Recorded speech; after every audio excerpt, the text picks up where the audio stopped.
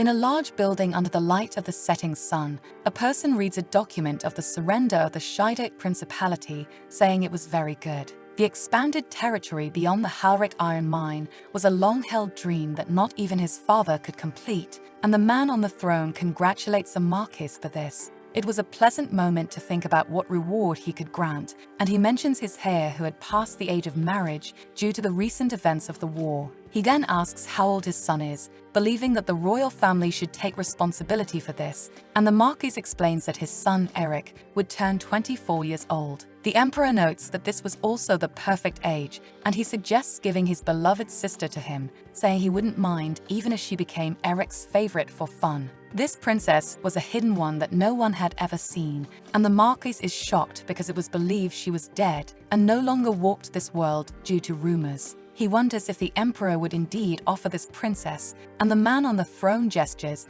because this would be the first time they would meet his sister. The doors open for a woman to enter as the emperor explains that this was the princess of the Square Kingdom, his sister, whom he cherished, named Misa Esquire. The girl who entered the hall had an unworthy appearance for a princess, with a frightened and half-dead look, as the brother explains that she was quite shy. He asks her to come closer, and Nisa begins to walk, muttering things and tripping over her own feet, falling to the ground, which makes the emperor laugh at the pitiful scene. It seemed the princess was not feeling well, and so he asks them to reconsider the disgrace before their eyes, ordering Misa to get up immediately. The Marquis stammers that it was an honor for their family to greet the noble princess, not believing this was truly the king's sister, and Eric begins to speak after his father. He states that he would make sure not to disappoint either the emperor or the princess, and the emperor laughs because Nisa would be his wife, and now he should take a good look at her. With a gesture, the emperor makes Eric approach Nisa, who had begun to stand up from the floor, and he takes a hand to bring it to his lips, saying it was an honor to serve her. But with a sudden movement, she pulls her hand away from him and steps back with a horrified look, drawing another amused laugh from the emperor as he scolds his sister. He tells her she cannot do that to the man who would become her husband and orders her to go to him, stroking her head on the ground like a trained dog, and asks for Misa's forgiveness. Furthermore, he says that she should apologize herself, and the princess gestures and barks like a dog, which was a miserable and cruel scene to witness, but none of the men reacted. Later, the Marquis returned to the carriage with his wife, recalling how before there had been a prolonged war, and the main hero of it was certainly Cadnia. But the emperor must have been quite displeased with this, which is why he proposed that humiliating marriage with a princess, which enrages the Marquis upon his return. At home, he slams his fist on the table because the price of his loyalty was just a foolish princess, but he could not refuse the royal decree.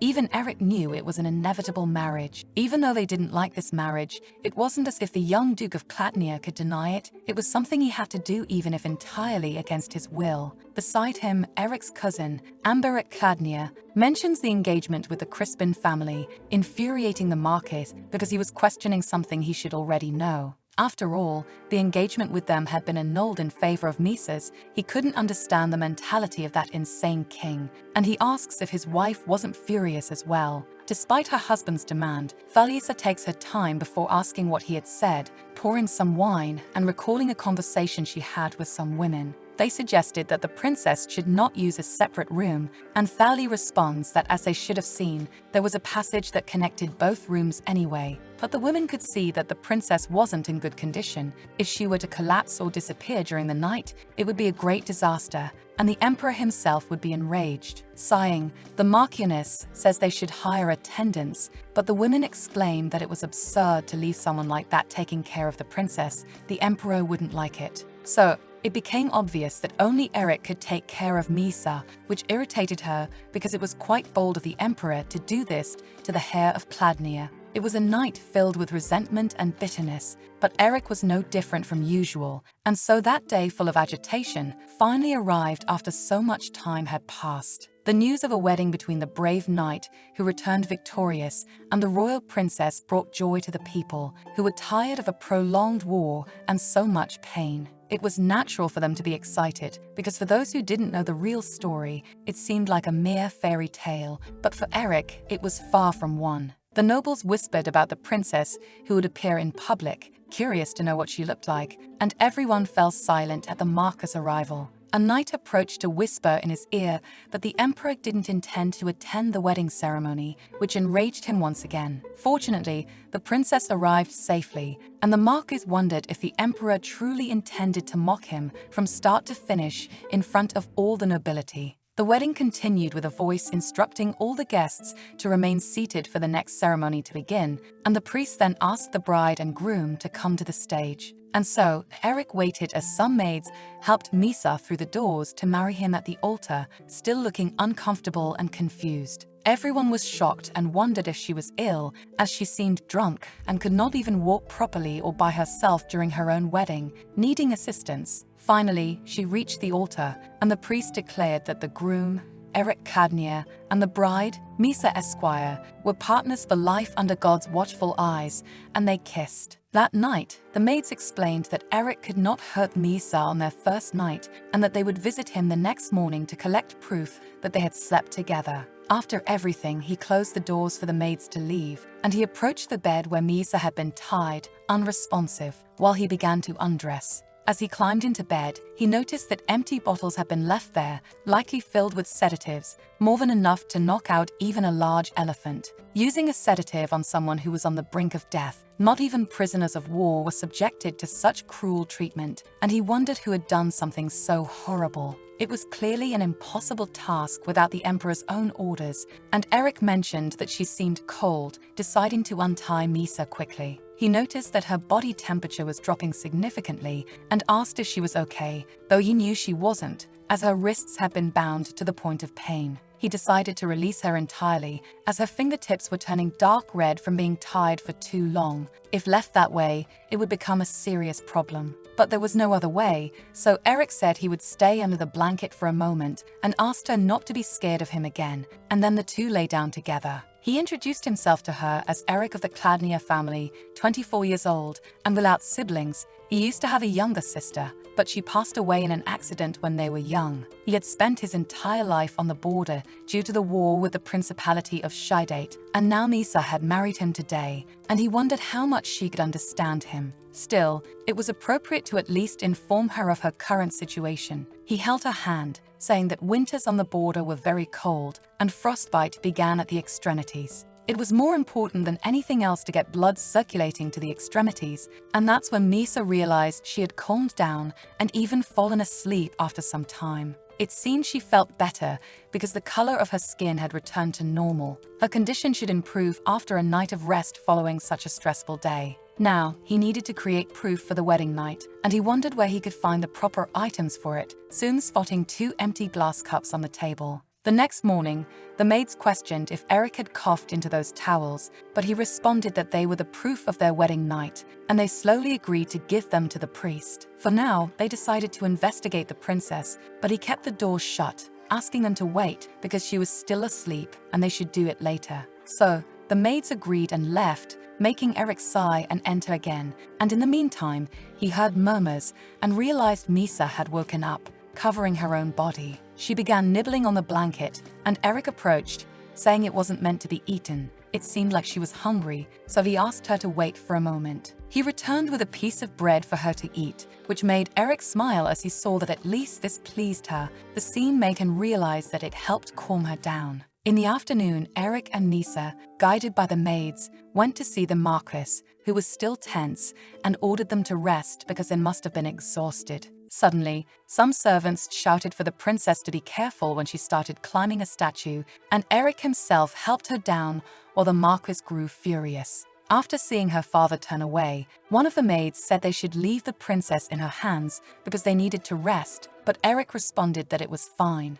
After all, the maids themselves must have been tired from the long journey, suggesting that they go inside and rest as well, and with laughter, the maids left. Then, Eric called the butler, explaining that Misa had become a member of the Cladnier family from today, and since she wasn't feeling well, they should be careful in attending to her. The butler promised to take care so that she wouldn't feel uncomfortable, and Thali just watched the entire conversation before the servants and her son left. At dinner, everyone gathered, and Eric said he would take care of his wife's meal so that the servants could relax, but the maids replied that it was fine because Misa was clumsy. She was used to causing accidents during meals, which didn't please Eric very much. so he asked if there was anything in particular that his wife liked or disliked. They answered that Misa ate everything, so he asked his wife what she would like to try, helping her eat until she suddenly spat in his face. Misa grew furious, grabbing the plate and throwing food as Eric tried to calm her, holding her by the wrists while trying to understand the reason for her reactions,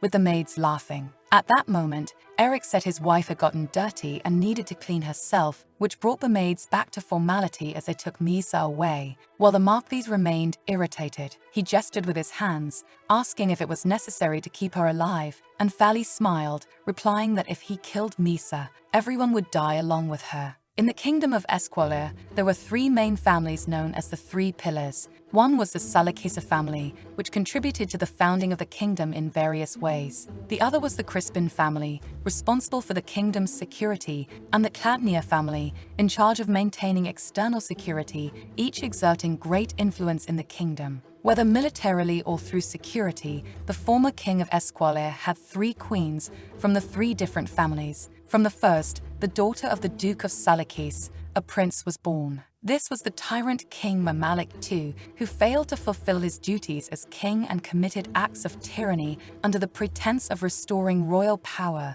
exterminating the entire Salakis family with his own hands. The king, not satisfied with that, also oppressed the remaining two families. Unable to endure the king's oppression, the two families decided to unite forces against him. They secretly arranged the engagement of their heirs, planning to instigate a rebellion once the war ended, but things didn't go as they had planned. The Cladnia family made undeniable achievements in this war, and the sympathy of the people, exhausted by the king's tyranny, left no room for the nation's ruler to remain silent. And so, the king sent to their family a woman who was ill, an obvious attempt to humiliate them, which still enraged the Marquis, no matter how one looked at it. She was a woman who didn't even know how to eat properly, and Fally mentioned having heard that Misa had been fine earlier. They said she became paralyzed when she saw the people dying. It was truly pitiful, and the Marquis shouted that no one would sympathize with someone like that. That morning, some vassals had commented that he should replace her with Amberic.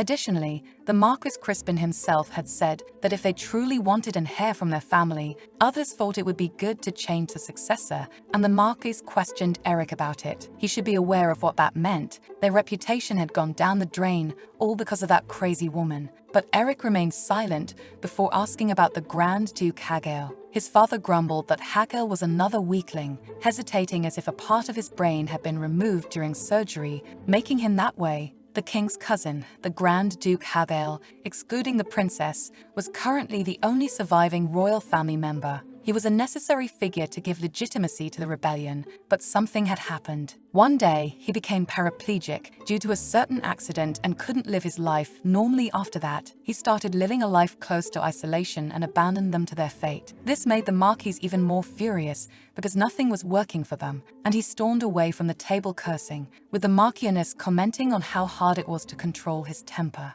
Then, while pouring a bit more wine, she asked her son what he thought about uniting both families through marriage, and he replied that it had been impossible from the beginning. Now that the king's eyes were wide open, there was no reason to raise a ceremony, and since it was unclear who would be next in line for the throne, it could take years again. All of this to convince the nobles, and there was still the question of how many more years the Marquis' daughter could remain unmarried, something Fally had to agree with. It seemed that if a person spends too much time on the battlefield, their brain hardens in political matters. In this situation, which was clearly visible even to someone as young as him, it was obvious that they were discussing killing Misa, and Eric said that for the time being, they should observe the situation. Then Fally mentioned it wasn't good to be criticized by the maids. That's why she told him to try not to show affection to his wife, which left him a bit shocked, but she went on to explain that a man's love was superficial. She didn't expect her son to be any different. If it was a kindness that would be collected later,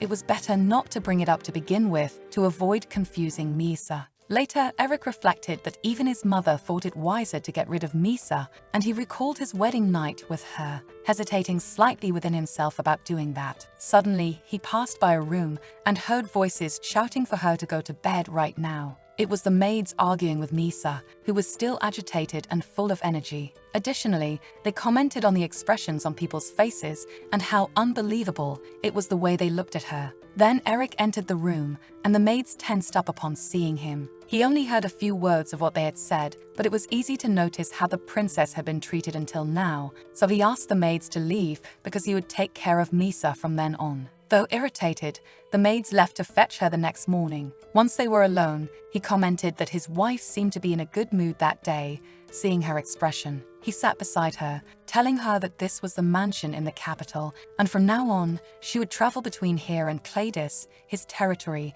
and he hoped she would like that. He asked if Misa felt uncomfortable with anything, thinking that when he entered the room earlier, it seemed like they had made eye contact, but it appeared that she lost interest. Eric also noticed that Misa didn't have any other clothes besides the ones she was wearing, which was strange because they looked like prisoners' clothes. Then the two made eye contact again for a moment. Suddenly, she spat in his face again, and he wiped it off, saying she shouldn't do that, guiding her so she could rest while he finished the remaining tasks before being able to sleep. He wondered what he had been thinking, leaving the room while telling Misa to call him if she needed anything, and she just watched him in silence as he walked away from the bed. The next day, the couple gathered for a meal, and Eric asked if Misa had any discomfort while sleeping the previous night, but she remained silent, eating her own bread. It seemed like it was still a bit strange because the bed was different from what she was used to, and she only mumbled in response, which made Eric concerned because her skin looked worse than usual.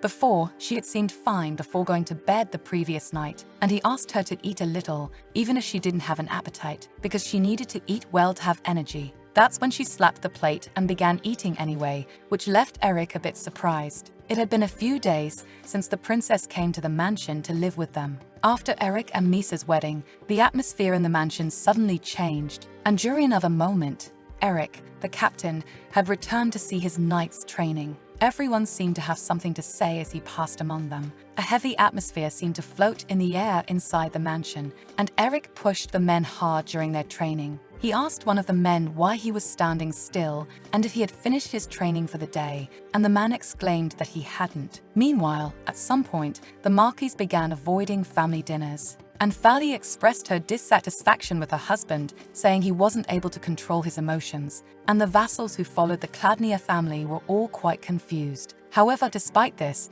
no one dared to openly express dissatisfaction with Eric, the one in charge, because he always seemed composed and serene, as if nothing was happening. When he returned home, he asked the butler where his wife was, and he replied that after walking in the morning, she was now in the maid's workroom. This made him reflect because it had been the same that day, and as he approached, he could hear various conversations inside the room, with the gathered maids chatting. Misa always seemed comfortable among them, sleeping without even waking up, with so many clothes piled on top of her. It must have been soft and comfortable for her. One of them wondered if it was really okay for her to be lying there. Even though the clothes had been washed, they were still the ones they wore, and they showered Misa with compliments about how beautiful she was. Her hair was shining, and even gold wasn't as bright as that color. They had only once seen a cat like that, so pure white like snow, and they excitedly chatted about random things. Until Eric knocked on the door, and they quickly stood up with a start,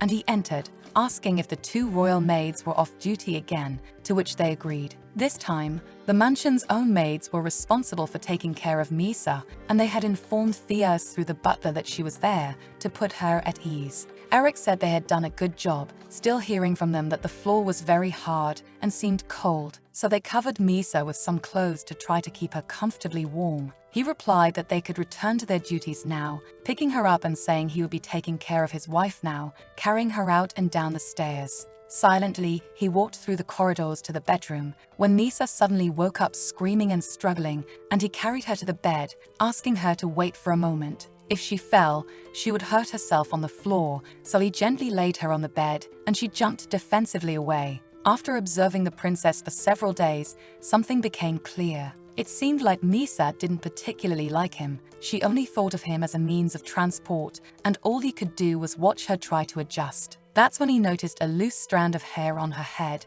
and moved closer to touch it, but Misa recoiled in the bed with a sudden movement that left him quite surprised and still. He explained that he didn't mean to scare her, he just wanted to quickly remove the thread from her hair. Then he did so while wondering if she was that afraid. Finally, Misa peeked at Eric, remembering the maids talking about once seeing a cat as pure white as snow, which made him smile, giving a small laugh as he looked at her. That night, she fell deeply asleep while Eric remained seated at his desk, working on some papers and documents, among which the names Malika and Dale were mentioned. These were the two royal maids who had come with the princess when she married and left the palace. These two, leaving the princess to the maids all the time, ignored Misa. Seeing them disappear whenever they had the chance definitely made Eric think they were plotting something. He was also worried about the food shortage issue among the residents. There were still many things for him to worry about, really much more than he expected, especially since one of the letters he received was a report for him to read that night. As a result of investigating someone after the day he instructed,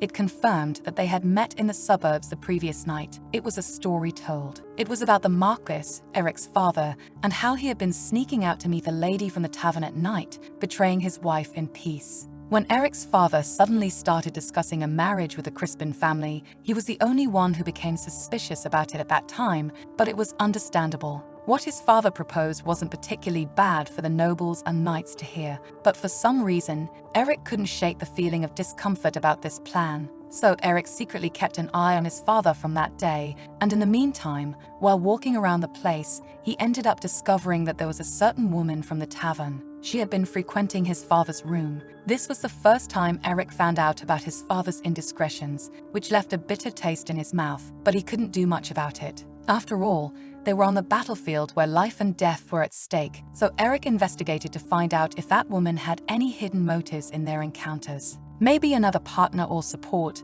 but nothing was found, so he decided he would keep this matter to himself. However, the war ended, and his father brought the woman there. He even had his right-hand man, Kelbanning, take her as his second wife. He was devoted to this woman to that extent, and Eric had no choice but to inform his mother due to certain evidence. And the response he received that day from the maid Edel was that Thali was too tired to be bothered with such matters. She was old now and didn't care if he was with another. In fact, for her, it was easier never to see him again during all the nights. It would have been easier if she were from nobility, as there would be more rumors, but it was difficult given her few connections. Aside from ex-Captain Kelbanning occasionally visiting the house in the suburbs, there were no other visitors, which made Eric sigh as he realized there was no new information. Or rather, it wasn't that surprising with his mother's lack of reaction. Even from his perspective, the relationship between his parents, from the beginning, they weren't even colleagues or partners.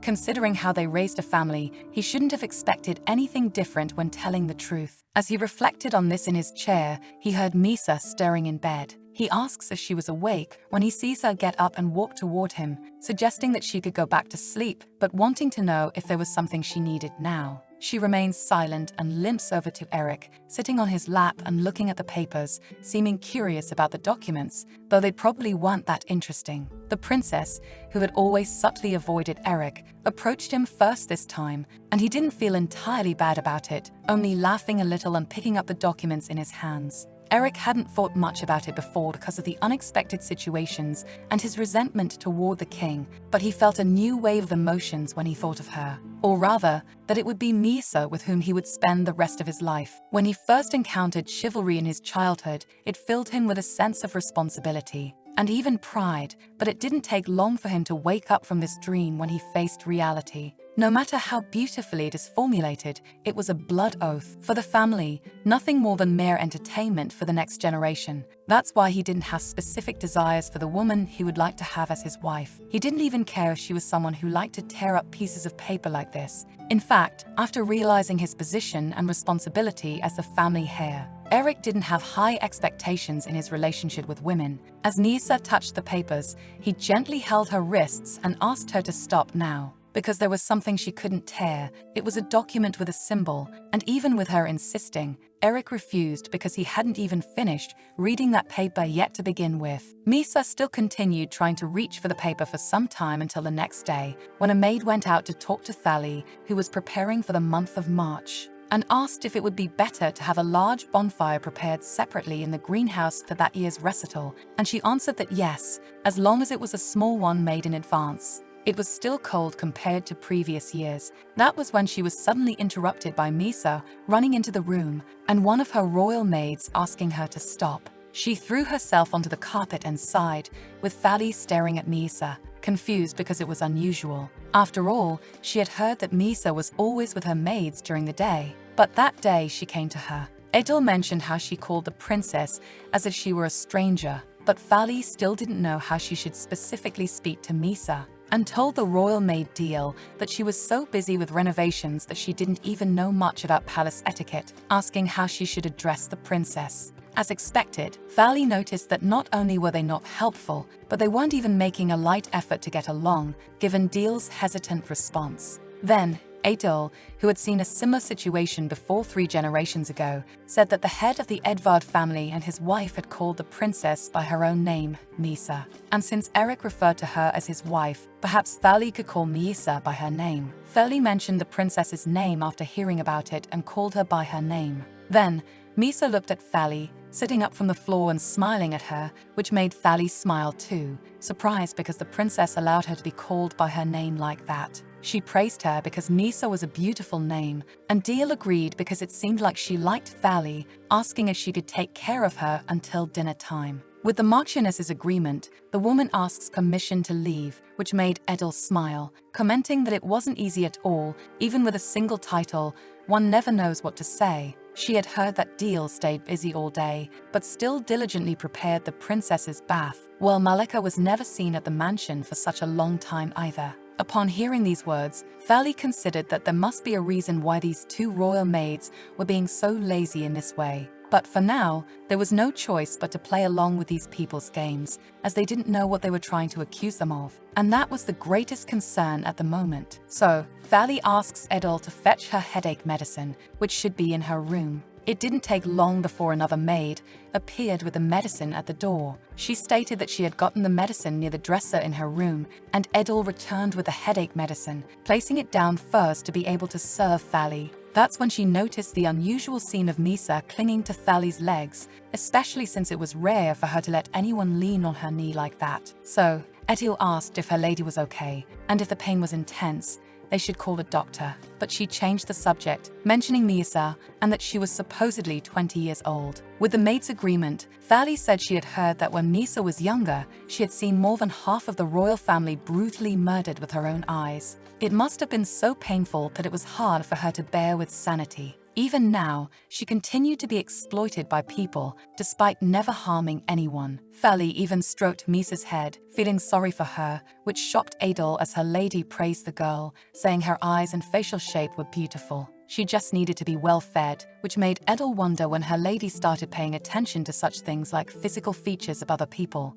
But Fali continued, saying that Misa's hair was always messy, so it wasn't possible to see her face, and the girl herself turned to look in the maid's direction, confused. Now that she thought about it, her eyes seemed familiar to Adil, and she froze as she considered an idea. Then Fali said that Misa should do her nails and brush her hair as well. As Idil wondered if her lady was remembering that child when she looked at the princess, meanwhile, the butler went to inform Eric that his wife was with his mother. As he walked through the corridors, he heard voices discussing taking care of Misa's nails. It was Fali and Idil trying to work on Misa's appearance, as she just allowed them to touch her. Fali said that Misa might be surprised if someone else touched her suddenly, so Eric approached, asking what was going on, feeling that something was off. His mother replied that she was about to cut Misa's nails, as it seemed like even walking made her uncomfortable, but Eric was wondering if Misa was touching her feet, the one who, in her usual character, could barely feel sympathy for someone.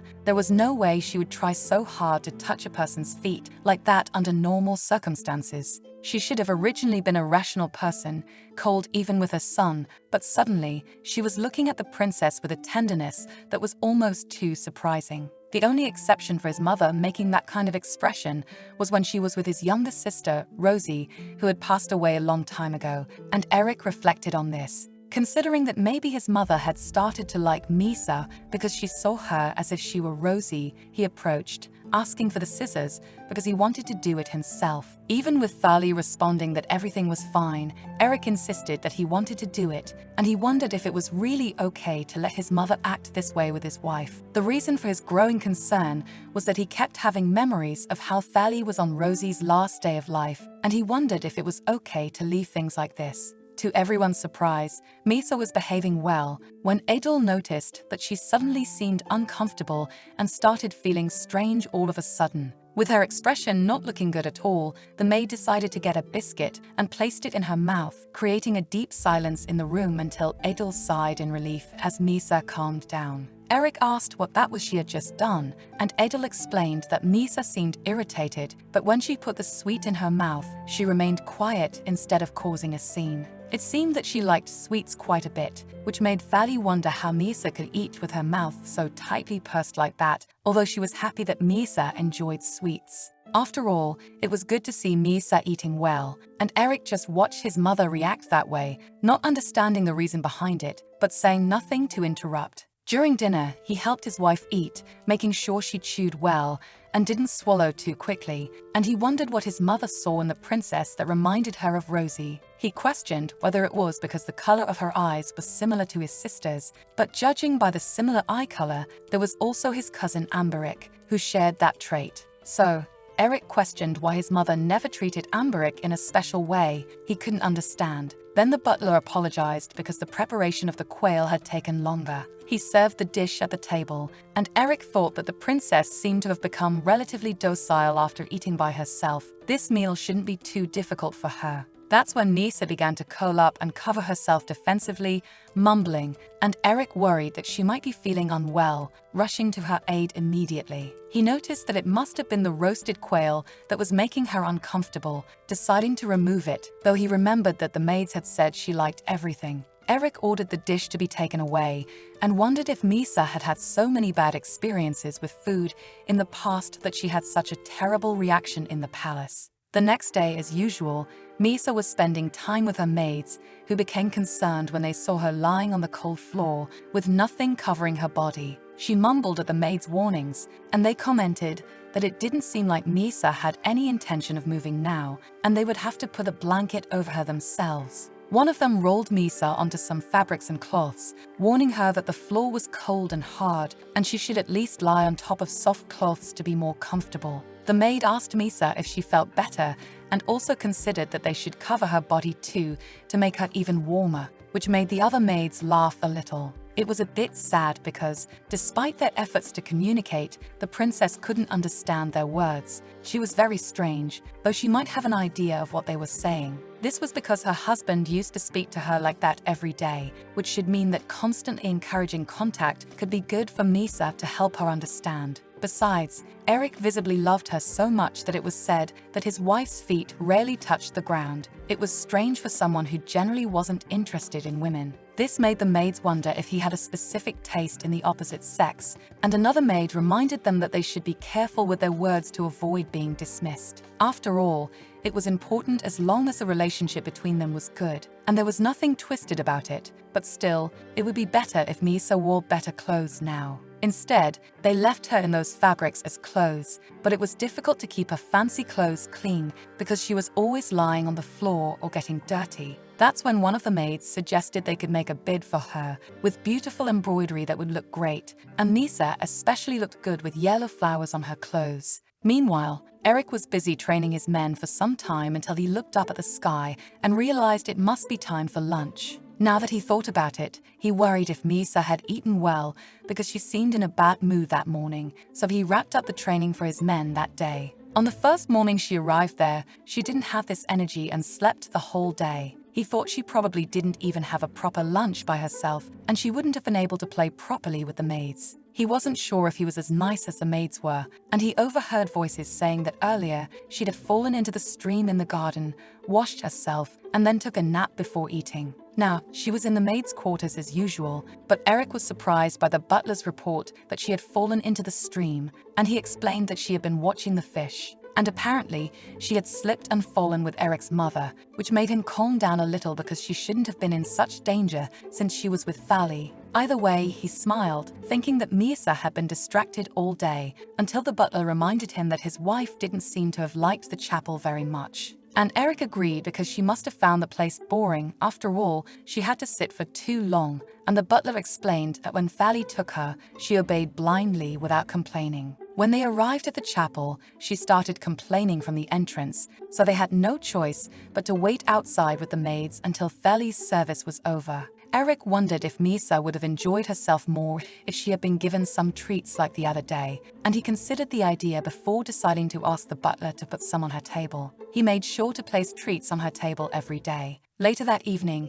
he helped his wife eat, noticing that she ate very well that day. It was a relief, and he hoped that Misa would regain her strength soon, as the previous day, she had seemed to be in a bad mood. He helped her eat vegetables, even though she preferred meat. That's when a piece of food fell from her fork onto her clothes, and he said he would give it to her to eat again, leaning forward to pick up the piece of food, but hesitating when he realized where it had fallen. After all, it had landed right on her chest, so after a moment, Eric excused himself and removed the piece of food until Misa leaned forward to eat from his hand, leaving him puzzled. But he said he would cut another piece and give it to her, that the one that fell wasn't for her to eat. But the girl kept mumbling and even held his arm to get the food. This made him wonder why Misa was so insistent about it, until she finally ate the piece of food from his fingers, and Eric jerked back with a sharp movement of surprise. This left Misa standing still, confused, which put her in a bad mood, and she pulled the tablecloth, knocking the plate over.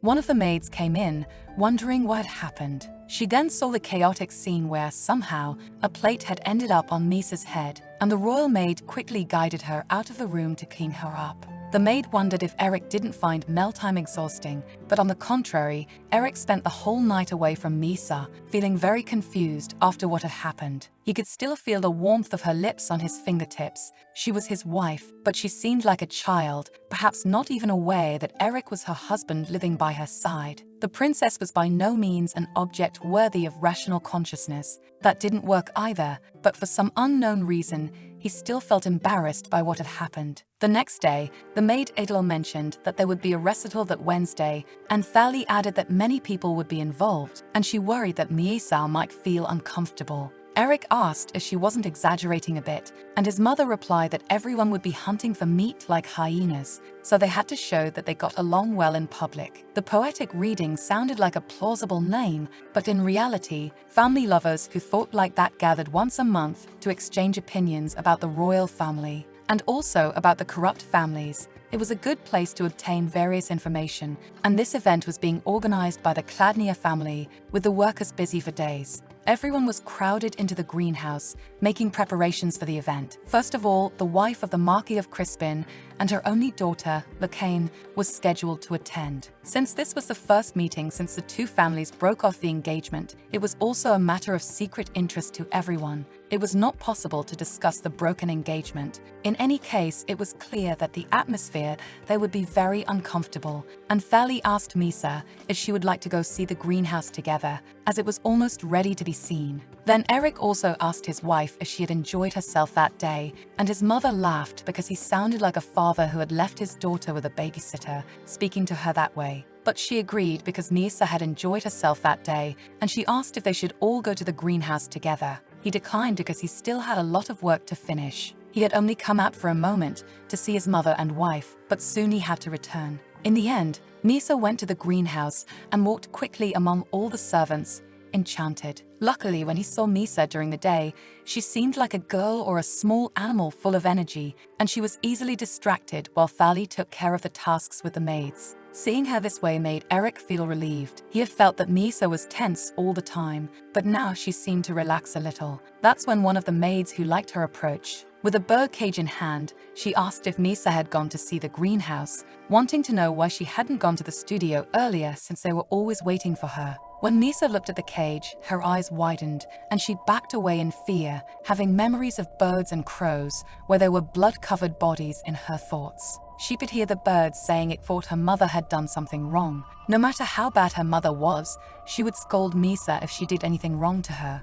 So, her mother was probably silenced now, which terrified Misa, causing her to fall to the ground with a scream that shocked everyone inside the greenhouse, none understanding what had just happened. Eric immediately rushed to help his wife, lifting her by the shoulders and asking if she was okay, trying to make her look at him as he saw her begin to cry desperately. The maids were nervous because they didn't understand what had happened. She had screamed so suddenly until Misa looked at her husband and hugged him, trembling and leaving him quite shocked. The women mentioned that she must have been scared when she saw the bird, and the maid Malika said she was afraid of them, but it couldn't be just those birds in particular. In fact, she had a rather peculiar fear, and Thali became irritated because the maid should have said that much earlier, and Edil also scolded her for not mentioning it before the scene unfolded. If she wasn't going to warn them in advance, there must have been a reason for letting Misa go out and change clothes like that, and Malika responded that she washed and changed her clothes every day. She didn't understand why Edil was being so rude just because she hadn't said anything. Despite this, Thali glared at her furiously and then observed Misa clinging to Eric, still trembling with fear and terror. Realizing that she wouldn't stop crying so quickly, Eric said he would first take her somewhere else to calm down, and thus he left the greenhouse still carrying his wife. He noticed that Misa was curled up, trembling and crying, and wondered if that was why she hadn't wanted to eat the grilled quail earlier, promising there would be no more of that on her table. He also planned to clean the entire greenhouse until Misa gestured toward the garden, and Eric mentioned that a bird might appear, wondering if she felt trapped inside the mansion. In the end, he agreed with the idea of walking outside, reflecting that Misa spent every day cooped up inside, except when his mother had taken her to the chapel. Eric sat on the bench with Misa near him, asking her to rest without worrying, promising to kill any bird that appeared, helping to wipe the tears from her face. Besides, if she fell asleep, he could take her to her room. And Misa looked at Eric before closing her eyes, listening to the sound of the wind and the leaves around them to relax, until a voice approached, asking if Eric was taking a walk with his wife, commenting that they looked great together. It was a man who appeared to be a knight approaching them. When the man questioned if his wife was sleeping, Eric remained silent before telling him to leave, and the man responded by calling him a great idiot for that. He asked if by any chance Eric was afraid that Misa would wake up, saying that there were many rumors about the two of them, so many that the gossip had even reached his house recently. Eric frowned, asking who it was this time, now that his uncle was transferring collateral members to install his son, Ambaric, as the new head of his family. The fact that the story of the matriarch's family was spreading wasn't a problem that could be ignored, and the man continued, saying that one of his servants was named Bina. She even had beautiful red hair from the capital, and they said there was a new maid who was one of the servants wandering back and forth, attracting quite a bit of attention. The man had brown hair, a slim body, and several other features, but Eric ignored Ambaric's words, thinking that he, being a naturally kind person, was different, for he had no interest in being the head of the family, even though, with him, they had supported each other on the battlefield because they gained trust by exchanging what could have been final words. It was Amber who had supported him more than his own biological uncle for much longer than he had imagined, and Eric sighed, thanking him because he owed him once again. Amber responded with another thank you, saying these last few days had been quite fun, and asked what else had been going on, curious to know if Eric had fallen in love with Misa. He had even heard that Eric had trimmed his wife's toenails, and Eric explained that it was only because he couldn't just sit and watch his mother do something like that without getting involved. Amber agreed, but seeing him now holding Misa, he felt it was a bit of an exaggerated act. Eric asked what exactly he meant by that, and Amber went on to explain. People said that his new lady's feet never even touched the ground, and he had even heard that her husband rarely let her out of his arms for even a second. Eric explained that on that day, his wife's legs were uncomfortable. Besides, she was someone who didn't quite know what she was doing most of the time. He asked if it was really acceptable to just drag Misa around like the maidens did during the wedding ceremony. That would be completely disrespectful and not delicate of him at all, especially with someone from his own family. This drew a laugh from Amber, who agreed for several practical reasons, understanding Eric's sense of responsibility and compassion. Amber stood up from the grass, stating that he didn't understand Eric's perspective. When he heard the rumors, he thought Eric's act to fool the king was really impressive, almost too believable. But now, even when no one else was watching, there they were, and he pointed at Eric, questioning why his actions were still so strange and clear. He should be sure that he would leave that woman and just pretend to show affection for her. But Eric told his friend to shut up, yet Amber continued, shouting that he didn't understand his thoughts. Common sense would say it would be better to just get rid of Misa as quickly as possible, especially since Eric was about to marry LaCane Crispin before, and now here he was, acting like this. Eric asked him to stop saying such things. No matter who he welcomed, as long as it helped his family, it was fine. Now that they had Misa, the king might leave them in peace for a while. There was no greater benefit than that at the moment. It was inevitable, but it was the right choice. Besides, Misa didn't know anything about what was happening around her and was dependent. She was now sitting on his lap, but even he didn't know how she had been treated before arriving at the house, and he wondered if it was really necessary to make her even more unhappy. With a sigh, Amber replied that everyone treated the princess like a plague, and Eric reflected on this as a few days passed since the poetry reading had begun in the greenhouse. Lovers from families connected to the Cladnia family arrived at the greenhouse one after the other, and Crispin's mother and daughter also showed up in person. After everyone sat down, Eric and Misa appeared and exchanged brief greetings, but they had to endure dozens of curious glances in just an instant at that point. The fake congratulations were an advantage, but during the greeting, there was an awkward atmosphere between the Crispin and Cladnia families, as expected from the beginning. Although everyone pretended that wasn't the case, they were secretly paying attention. Eric explained that his wife wasn't feeling well and would be leaving now. He told them to enjoy the party in his place, and he left, carrying Misa, even under the gaze of his former fiancé, LaCane, who said nothing and simply watched the whole scene. As he left, she chased after him, asking him to wait for a moment because she wanted to speak with him briefly. Eric asked if it wasn't reckless to walk alone like that. Noticing a man hiding behind a tree, LaCane continued, saying she would be brief because she didn't have much time, telling Eric that he should never have children under any circumstances. For a moment, Eric just stared at her in silence, not understanding what he had just heard. But LaCane only said that and bid him farewell, returning to the greenhouse. While returning home in her carriage, LaCane reported to her mother that she had dropped the handkerchief properly and confirmed that she had spoken to Eric about the matter of not having children. Her mother smiled and asked if she had seen them before. The two embraced and were very pleased, finding it disgusting after all, as Misa was a woman that young boys would surely like a lot. Eric had a handsome face and knew how to laugh, and her mother suggested that LaCane go and try to stay in their house as well. Only then would the two receive the ideal treatment they never had before all this. It was safe to say that LaCane Crispin was raised to produce heirs. She only learned the virtues of being a family matriarch. However, LaCane herself never seemed particularly eager. Meanwhile, that night, as usual, Eric continued working at his desk, feeling that his head was overwhelmed lately with all the things that had happened. Thanks to his father, who was so focused on governing that he almost abandoned family matters, Eric suddenly became solely responsible for most of the family's affairs. One of the most concerning issues was the long and prolonged war that caused enormous loss of life and property among the population of the territory, leaving everyone without food to live on. It was a worrying situation for this summer, of course.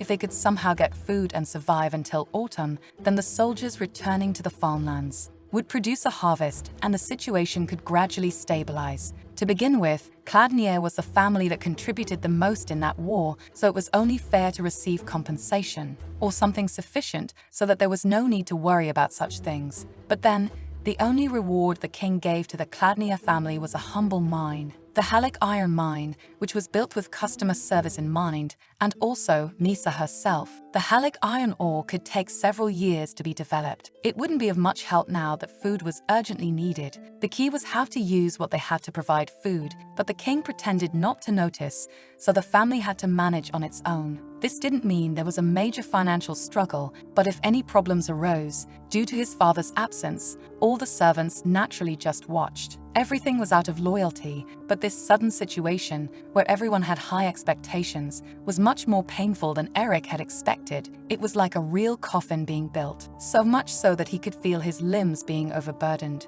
That's when he realized he was lost in thought, and Misa tugged on his sleeve to get his attention. Eric apologized, saying he had been distracted, asking if she wanted to sit on his lap, and soon Misa hugged him, reminding him of Amberic in that moment. He appeared with an unreadable expression, but it was obvious that he couldn't understand this. Even Eric himself couldn't understand it sometimes. That's when Misa pointed at something on the table. He gave her one of the sweets to eat, thinking that even he didn't quite understand what they had between them, and asked Misa not to leave, wanting her to stay a little longer. Just the fact that this small woman hadn't run away and remained there seemed to bring an unknown comfort to his frustration, sometimes even making him smile during these hard days. On another day, Valley was told by the ladies that Lacan had dropped a handkerchief. In social settings, handkerchiefs were objects given and received as a sign of affection between men and women. For an unmarried maiden to drop a handkerchief in her ex-fiancé's house, who was now married, was a significant matter that even made the Marchioness tense, understanding the situation. She ordered the mansion's maids to gather and search for the handkerchief, and if rumors began to spread, they should just say that the handkerchief belonged to the lady of the house. Thus, all the maids mobilized to search for the said handkerchief, and they also noticed Malika passing by. One of the maids told her to remain silent about everything, because this woman would have to be dealt with within 2 years at most, and Malika said that if they wanted, it could be done by the next day, though the other maid didn't believe it. After all, it wasn't a task that could be easily accomplished, but in any case, they needed to be in frequent contact, and they couldn't keep making excuses. Visiting Malika at the Duke's residence was something they should discuss in the city, and Malika responded that she was free, and they could first decide on a place and time for the next meeting. She would be sure to be there. In the afternoon, Misa was under the care of the Marchioness, who told her that during dinner that evening, they would all be together to start a change. She wanted Misa to stay calm and well-behaved, but Valley gave up on the idea when she saw her biting a cloth, realizing that it wouldn't help to demand anything from her while she was like that. For now, she simply stated that it was important to eat well,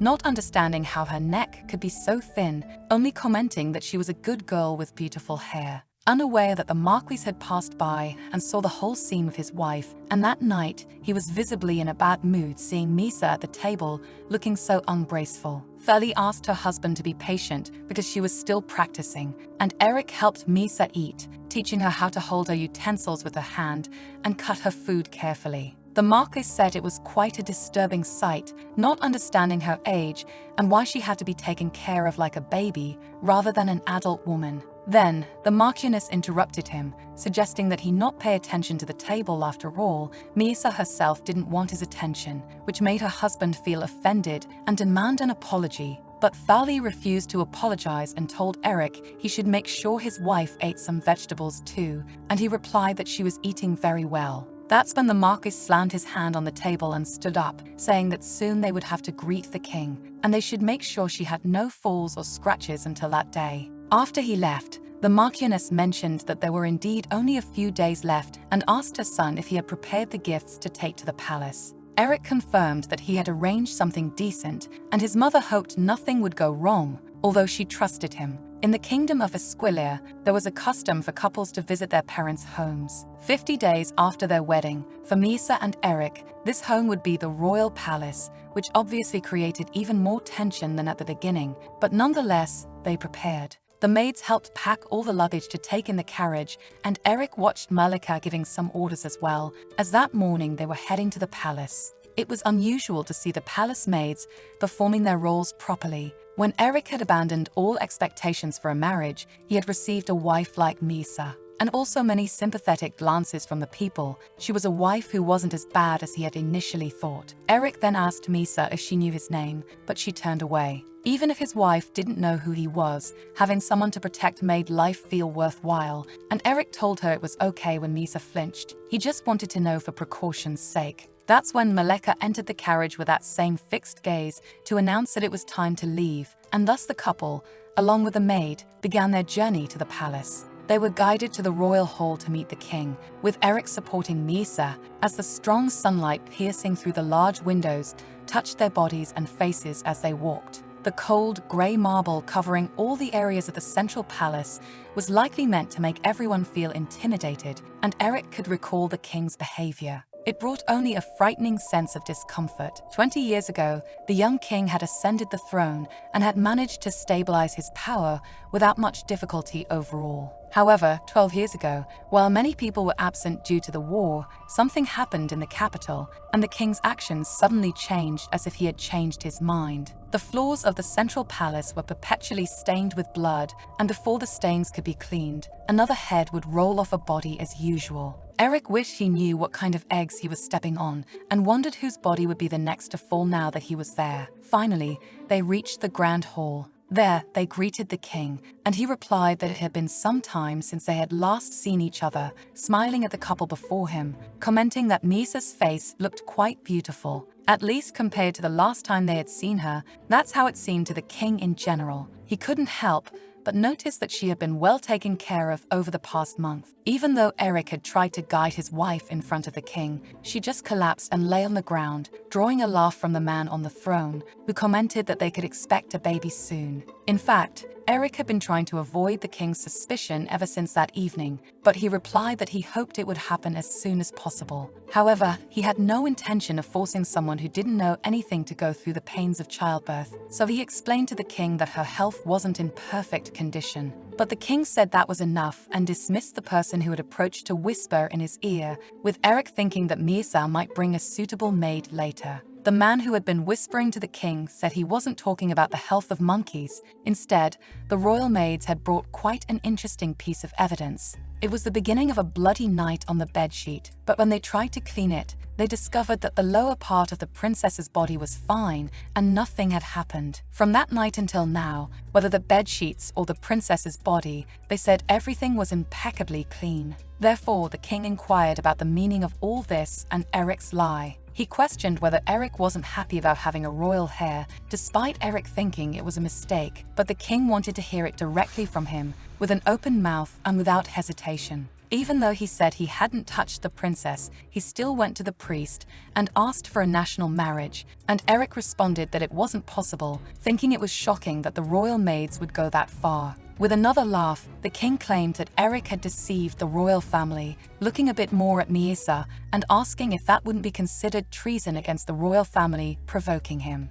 Obviously, Eric froze and his hands trembled, knowing they were cornering him this way. When the king spoke of treason, there was nothing that could be done in the face of such an accusation. Even if it meant Eric's life, his parents' lives, or the lives of the vassals who followed the Kladnia family, it would snowball into a greater disaster. There were about 70 knights brought to guard the capital, and the king crouched down and gestured for the protagonist to approach, smiling as he saw her behaving like a dog. He stroked the head of his poor sister, Miisa, and asked her if her husband had taken her clothes off that night. When she didn't respond, he pulled her hair, making her scream in pain. Eric tried to intervene, but the king continued pressuring his sister to know about Eric, to know if he had touched her body or not. As Eric begged him to stop, Miisa finally spoke, mumbling that her hair hurt, shocking everyone as she stammered that her belly hurt, trying to protect Eric and explain that he had truly touched her. Hearing this, Eric froze in shock,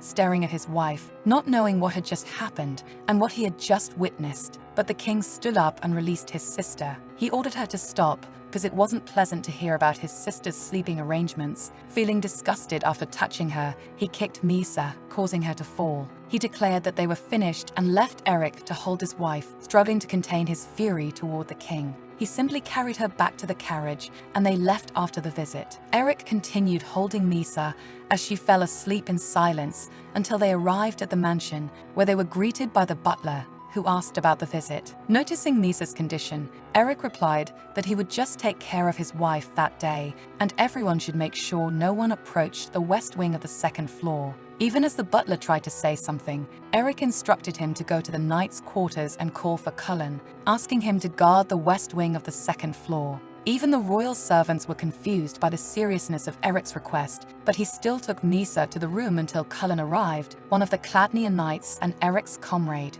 Eric asked if he had received the message because no one was to come near that area that day. If anything happened, Cullen should inform him immediately, and Cullen agreed. Eric then took his wife to the bed, approaching her after she began to stir. But Eric assured her that no one could hear or see her now, and no one would come to interrupt. He hoped she understood what he was saying. It meant that no matter what happened, no one would hear, so he wanted her to say something, as he knew she could speak. After a moment of silence, Misa began to laugh a little, and Eric continued holding her wrists down on the bed, stating that he was good at waiting and could stay there all day if necessary. That's when Nisa started quoting phrases about preferring not to be noticed and how she also didn't want his attention, leaving Eric somewhat shocked by the sarcasm in her voice. For a moment, he couldn't believe what he had just heard, so he asked what it was she had done in front of the king just earlier. Her tone was firm but still elegant. Misa responded that it was like hunting for meat like hyenas,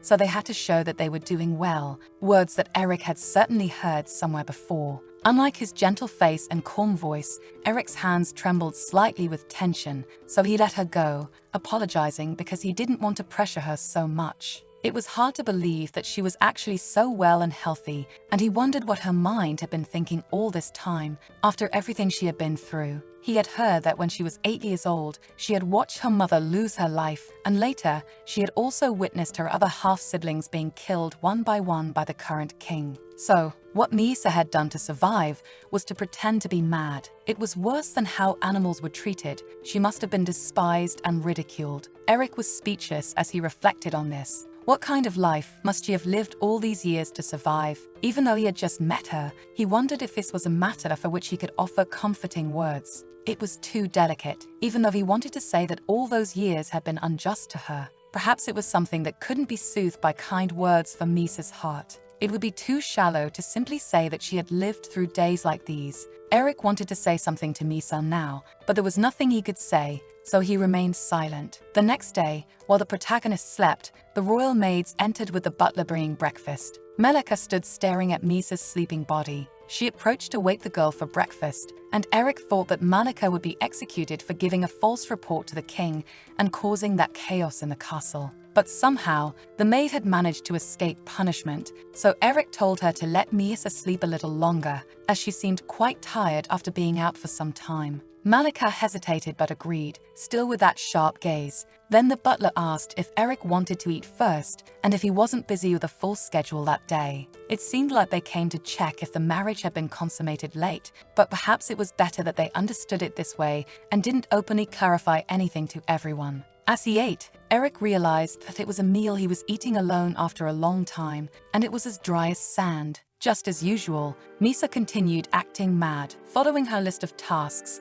causing chaos at the table, tearing up the clothes left by the man with black hair, and pulling the white-haired maid's hair, making her irritated. She liked spending her time in the house causing a mess, reaffirming her image as a crazy and unworthy princess, which only annoyed others. That was about half her quota for the day. It had been a very busy day with prolonged physical inspections, but luckily Nisa managed to get through it, all because of the man with black hair. She wondered if he could reveal her secret to others. Eric seemed angry with her the day before, which made her tense and worried about that possibility. Maybe he would try to get her out of there, so Misa tried to calm herself, thinking that despite him seeming angry, he had never shown himself to be a cruel person until now. After all, when she reflected on all the things Eric had done for her, but it was just a precaution in case he spoke about her, so Misa ran off to see Thali, who greeted her and reminded her that she shouldn't be walking around without a maid. After all, it was dangerous. But Misa threw herself into the Marchioness's lap,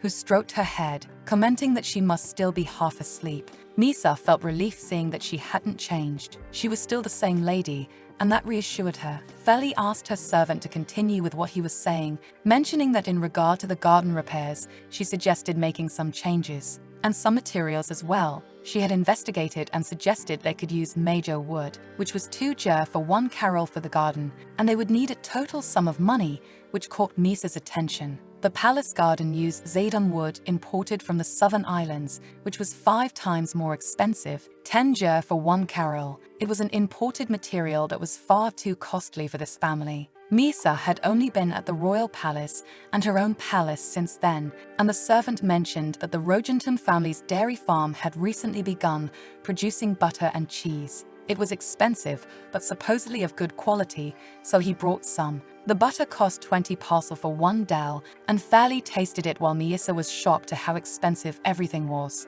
Feli offered Misa some to eat, and Misa thought that a maid had said before that a bag of flour also cost 20 parcel, the same as that small piece of butter. She thought about how the man with black hair was concerned about the people's food. If money was tight, they should buy more flour and consider more of that. Then, the Marchioness asked if Misa liked the butter since she was eating it so well. She commented that it was delicious and suggested they get 5 del of it for Misa as well. The unusual butter they bought cost 4 parcel, and Misa mentally calculated that 5 del was equivalent to 100 parcel, or 1 when considering all the numbers. The man with black hair and the lady were happy just to see her eat, which made her wonder why. But whatever the reason, this kindness couldn't be just for her. No one in this world would go so far for a plague of a princess like her. That afternoon, Eric went to his mother, asking for his wife to come closer, but Feli found her actions odd. It was strange after all, as she usually walked calmly, but Misa continued to whimper in the Marchioness's lap,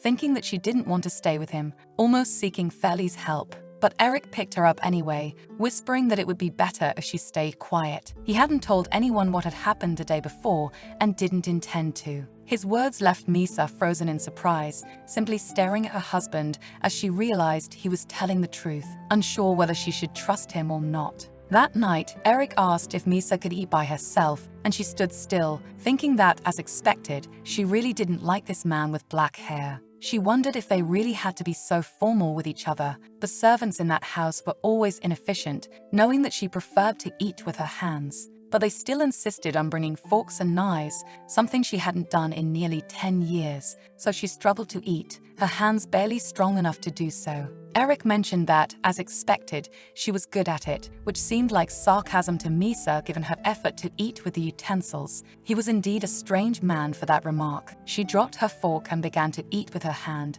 leaving him puzzled, and Misa thought it would be a problem if the maids came and noticed the table was spotless. Everyone would grow suspicious, making things harder for her, but seeing her eating and licking her fingers made Eric blush and hide his face in his hands, asking her to stop now. Elia wondered if he was angry, watching him get up from his chair and sit next to her. Even though it wasn't the first time she'd made such a mess, she felt she should moderate herself. Before she could complain, Eric held her face, asking her to look at him for a moment, and wiped her face with a cloth, asking what he should do. Just keep feeding her as before and clean up her mess. Misa thought he wasn't entirely clueless to say that, and then she had him ask for her hand to clean it, and she hesitated, blushing a little. Later, the maids came to clean the table, and Malika went to bathe the princess, who shivered from the cold on the floor while questioning how Misa had never caught a cold. It would be nice if she could rest comfortably for a few days, something Misa herself wanted to agree with, and she wondered what was going on since Malika wasn't bathing her.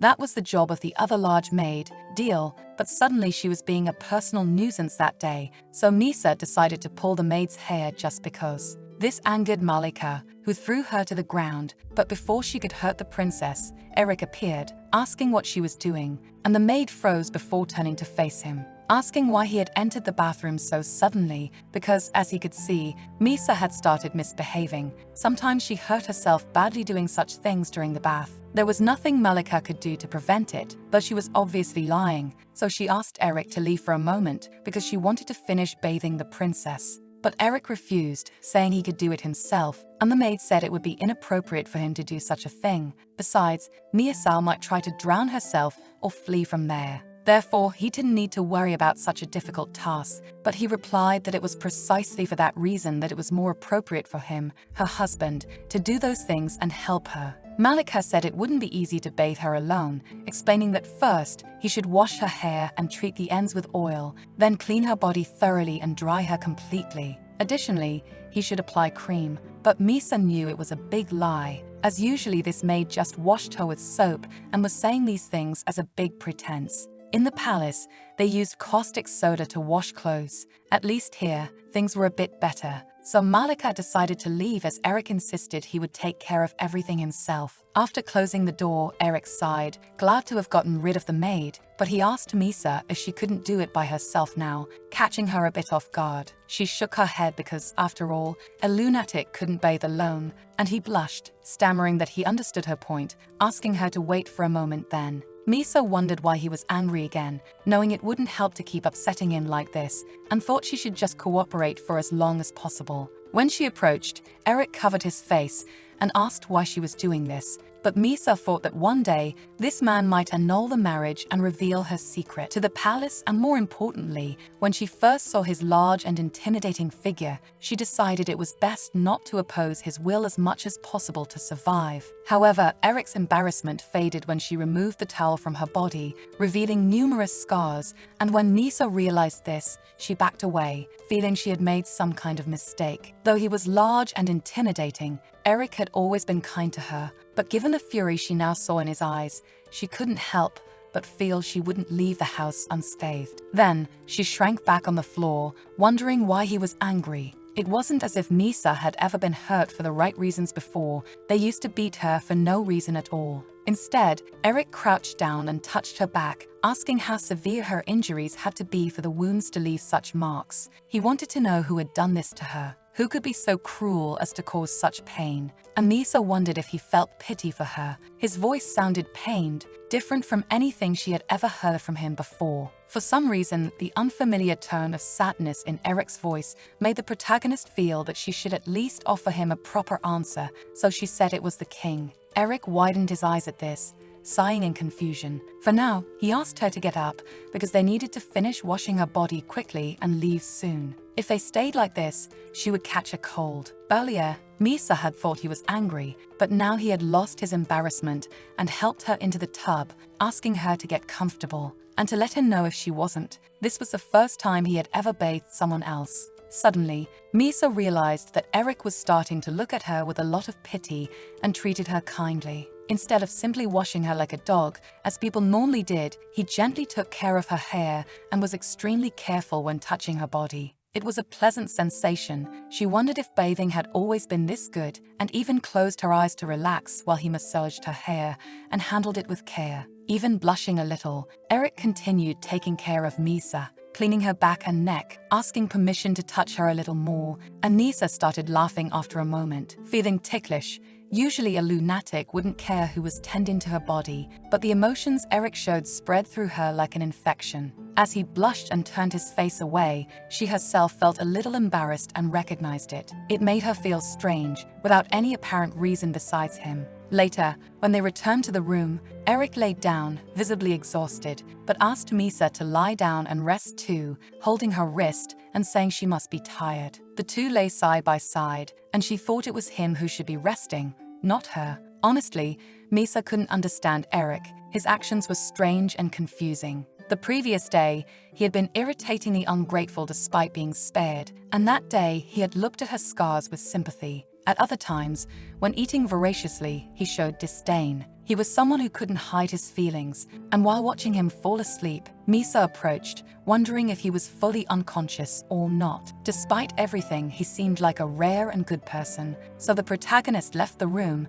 though Eric was still awake. He sat up in bed after seeing Misa walk out the door. When he followed her to see what she was doing, he was surprised to see that, for some unknown reason, Misa was repeating out loud all the things she had heard during the day. The next morning, the two royal maids noticed that Misa was still untouched, even after sending them both away. It seemed nothing had happened the previous night. If it had, her body wouldn't be in such good shape. Misa thought about how this had happened many times. Maybe it was a shame the black-haired man had stirred in her. But that day, she felt especially dirty. In any case, she had shown him yet another strange side of herself. When she was pretending to be crazy, she didn't care how others reacted. She didn't mind if they pointed fingers at her, but now, thinking that someone might laugh at her true self made her uncomfortable and almost scared. Now that he had seen her the other night, Eric probably thought she was strange, and Malika imagined that seeing Misa's naked body shouldn't have excited him. Nobody would care for a woman like her. Deal suggested they should keep an eye on her, just as they had been instructed. Misa wondered how long it had been since she'd gotten a new bruise or injury since living there. In those moments, she would normally be falling from a great height or involved in a major incident that would make everyone frown from how tense it would be to witness. Later, she went for a walk through the corridors, wondering how to get hurt when she didn't want to. Perhaps she could break something very valuable to keep up the pretense. But Misa immediately rejected the idea. Breaking things in a house surrounded by fences 2 jars high felt wrong. In fact, just breaking a bone would be the easiest way out, and she considered it. As she looked at the staircase, while Deal asked her not to go too far, Misa thought that if she controlled herself well, she might not get too hurt. It was painful, but there was nothing else to do. Pretending that she lost strength in her legs could work, but Eric caught her before she could do that, unable to stand that sort of thing.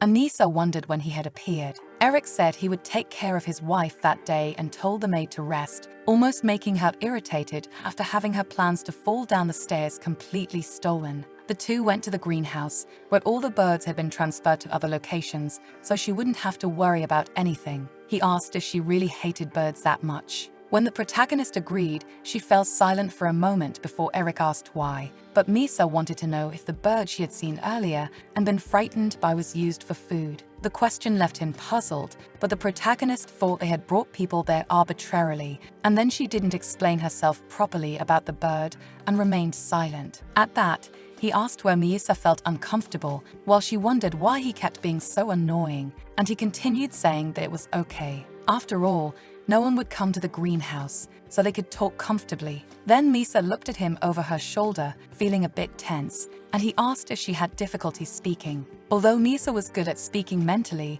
when words came out of her mouth, they weren't as good, and Eric deduced that maybe it had been a long time since she had talked to anyone, so she might not be used to organizing words in her head. In truth, Misa didn't think deeply. She didn't know how to explain it, but it was more or less what Eric had said. Even so, Eric said she had done well by repeating what she had heard from other people. Although she nodded in agreement, he wanted to hear her voice if possible and have a real conversation. Still, it seemed she was giving short answers, but Misa didn't know what she could say. When she looked at his serious face all the time, even without wanting to, she somehow felt she should respond. That's why she quietly stammered that she agreed, then covered her mouth as she realized she had spoken without intending to, and that her voice sounded strange. It made her blush, covering her face on the bench, questioning why this had happened. However, Eric encouraged her, saying that if she kept practicing, she would improve, and he held her wrist, asking if she could repeat what he was about to do now,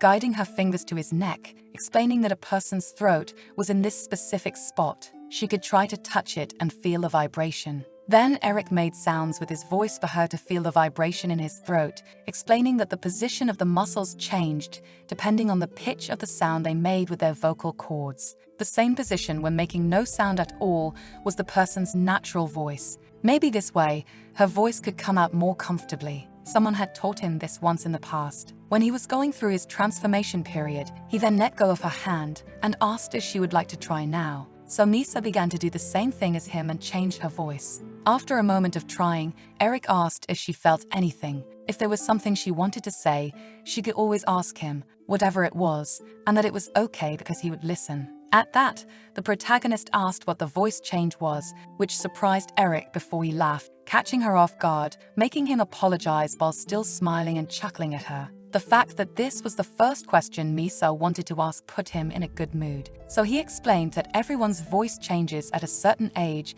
and that this was called a transformation. There was a certain period when this happened, and this was probably the first time Misa had heard about it, and he mentioned that she could ask or say whatever she wanted. Misa thought there was something urgent and reported what she had heard from the royal maids, stating that Eric hadn't touched her. After all, she bit people and pushed them away, which left him confused. When he became puzzled because she had only repeated what she had heard, she turned to expose herself, but Eric gently held her legs to keep her seated, blushing and understanding. With a sigh, he asked her not to do that anymore. Then Misa asked when they would do it, knowing they had to resolve this issue quickly before it became a problem. She didn't know when the king might take her away again, and he replied that he needed a little more time, which left her wondering how he could stay so calm in this situation. For now, Eric suggested they should get to know each other better as husband and wife, so they thought they could solve the problem she had mentioned more quickly. In that case, he suggested he could take her to see the greenhouse, even though Misa didn't understand why this wasn't the time to worry about it, but she simply agreed with him. The maidens said the king had asked them to keep a closer watch, and it seemed there was no need to make Misa crawl before her brother again so soon. The two walked together through the greenhouse for a while, and he introduced things to his wife, asking if she really felt uncomfortable when walking. This made Misa smile as she showed she could walk perfectly, making him realize he had been deceived. Deep down, it seemed they had both fooled him perfectly. This made the protagonist feel confident. After all, it was a stride achieved after much effort, and he asked how she had managed to do it, though it was difficult to explain. In reality, Misa applied pressure to the back of her thighs and calves, feeling that everything was fine and that she didn't need to tell Eric anything, just extending her arms toward him. Eric asked if she wanted to be carried, so he approached and lifted her in his arms, saying that she hadn't walked more than usual, and Misa relaxed there, feeling relieved. Because it seemed this man was a better and kinder person than she had initially thought, she felt that this was a genuine kindness that could last a long time between them. In the past, a day before the wedding, Misa had been put to bed and could remember the priestess whispering about the process of the night, about lips and intertwined bodies. As a formal process, it was scary and surreal for something like that to happen during this period. The priestess just read what was happening with an indifferent tone to the lying Misa. She felt strange somehow, and even some pain below, and it only made her think that it was unfair and boring. But now it was important to solidify her marriage. For both Eric and Misa's sake, she felt that she should put what she had heard into practice somehow. Ideally, she should spend the night with Eric to consummate the marriage. But since they had that conversation a few days ago, he had been making excuses and postponing it from time to time, and Misa just watched him. This made him ask if she wanted to say something, even though this man's life was on the line. Due to the emperor's mood now, she felt anxious about it, even without knowing why. That's when Misa asked when they became close, and wondered if the reason he was just delaying the consummation was for some reason. Maybe because deep down, he wanted to find a way to annul the commitment they had now, if all the kindness he showed was just a lie to get rid of her. While considering these things, Misa fell silent and curled up in bed, leaving Eric a little worried, as she thought that maybe he wasn't satisfied after seeing her naked. Whenever people treated her well, it filled her mind with anxious thoughts hundreds of times throughout the day, making her tense and lost. She had to consummate the marriage as quickly as possible to maintain this relationship. Deep down, Misa really wanted to continue living in that house with these people. Being there sometimes made her feel like she could lose everything and go back to where she came from. While worrying about this, Eric started calling her name until she heard him, asking if she was feeling unwell. After all, he had called her several times and she hadn't responded. So Misa lowered her head and repeated something she had heard from one of the royal maids, questioning who would want to offer their seed to a woman like her, which shocked him, asking who had said such a thing, while the protagonist remained silent. Then he supposed it must have been the maid Malika with her voice. Now he understood, which made Eric sigh and sit down beside her on the bed, somewhat exhausted. It seemed this was what Misa had wanted to say earlier. Even a little nervous, he reminded her that they still barely knew each other, which made Misa pout about the topic. Then she mentioned another quote from things she had read before to communicate that they should get to know each other first, so they could ease the discomfort she had mentioned earlier. And Eric realized that she was really attentive to his words. She was suggesting finding an answer to what they had discussed because she paid attention to what he said this time. He said that she was a little impatient, but also needed time to prepare mentally for it. It wasn't something he could do right now, even with Misa. To address that, they could talk during the night, which seemed strange to the protagonist, who wondered if he knew what they were supposed to do, even though it was his first time with a woman. The situation was complicated for Eric in many ways. Even the maids who came with Misa from the palace caused problems. She wanted his company, and he wanted that too. Getting to know her was a good step, so he held her hand, asking her to always say what she was thinking, and also more about herself each night, so he could do the same. Eric wanted to do his part to know her better and fulfill his side of the agreement, suggesting they could start with something simple, and asked what type of food she liked. After a moment, Misa replied that it was meat, which was a surprise to Eric, as he thought she would say cookies or cakes,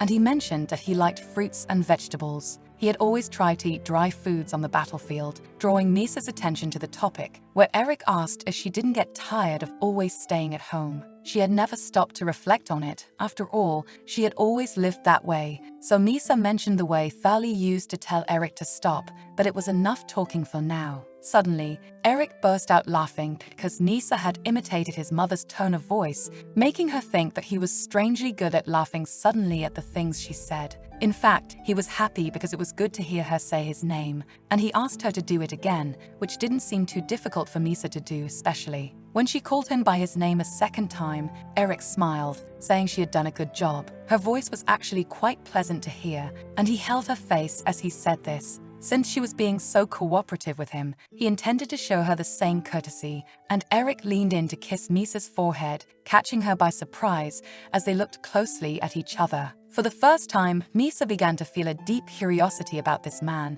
and she was even a little frustrated at having only received a small kiss on the forehead as a reward. She, who had fooled so many people perfectly since she was just a child, even with her bearing that convinced many, ended up being the one who had been fooled deep down. That night, Misa slept next to Eric. It was incredible and somewhat incomprehensible that his wife had been disguised all this time, lying to the people around her. It made him wonder what was going on inside Misa's little mind. Deep down, he was just curious about who she really was and wanted to know as much as possible about her. The next day, things started to change a lot, and everything became a big mess. The two royal maids managed to cause problems and irritate Thali even more because of it. Earlier that morning, the royal maids came to see Misa, and it seemed that nothing had happened that night either. It was obvious just by looking at the bed itself. Only one side was messy. It didn't look like Eric had even touched the protagonist. So Malika leaned in,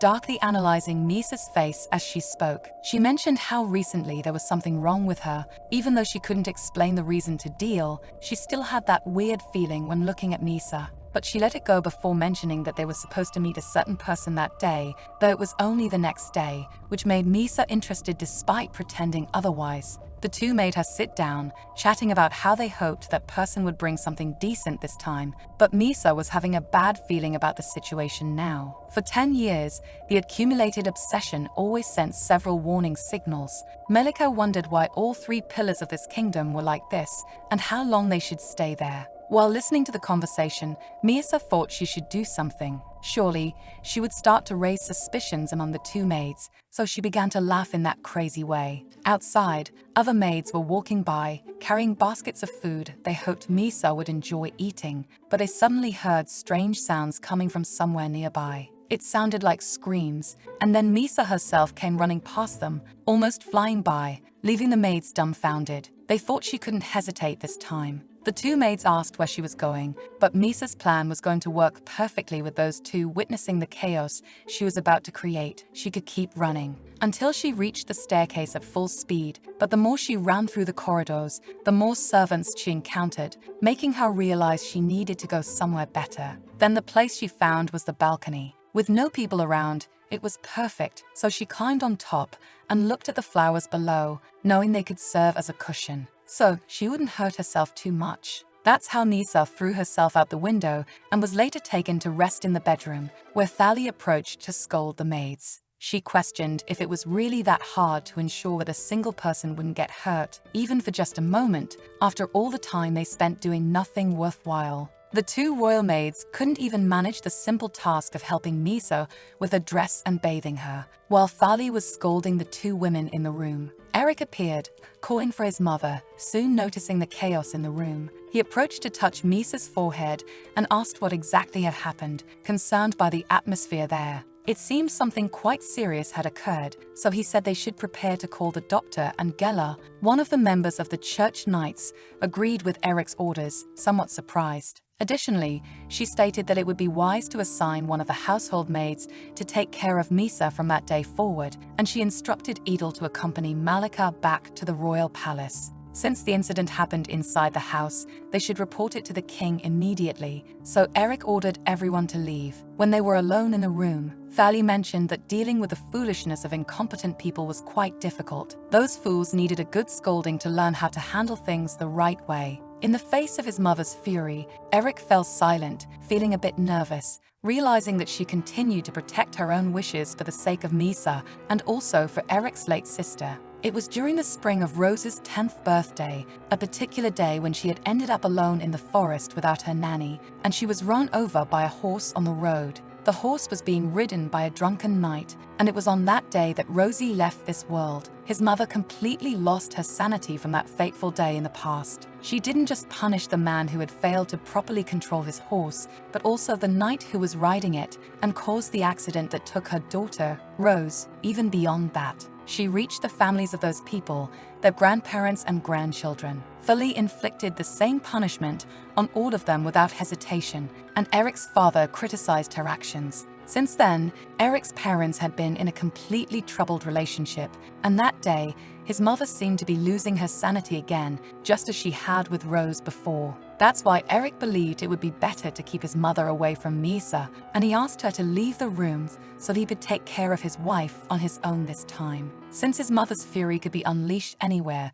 it was then that Gela returned, saying that the results showed Misa had only suffered a small injury to her wrist. Since precautions had been taken, she wouldn't have any trouble walking around. Fortunately, there were no more serious injuries, which calmed Thali after hearing this. Agreeing with her son that she needed to get some fresh air to clear her mind, she certainly felt that Eric could take care of Misa on his own now, so she looked at her daughter-in-law. Before leaving, she asked Eric to take good care of her. After she left the room, before Gela could leave, Eric asked her to stay, wanting to know more about Misa's injuries that she had mentioned earlier. He wanted to know if it was really true and if she was certain about it. Then Gela confessed that, in fact, Misa had several deep injuries all over her body. Unfortunately, they were too old to be treated, so she didn't bother mentioning them, but she promised she wouldn't spread that information to anyone else. As she knew, she would never casually divulge confidential matters, even if she were drunk. Eric simply changed the subject, asking if she didn't have much work recently. And she responded that Eric must have misunderstood,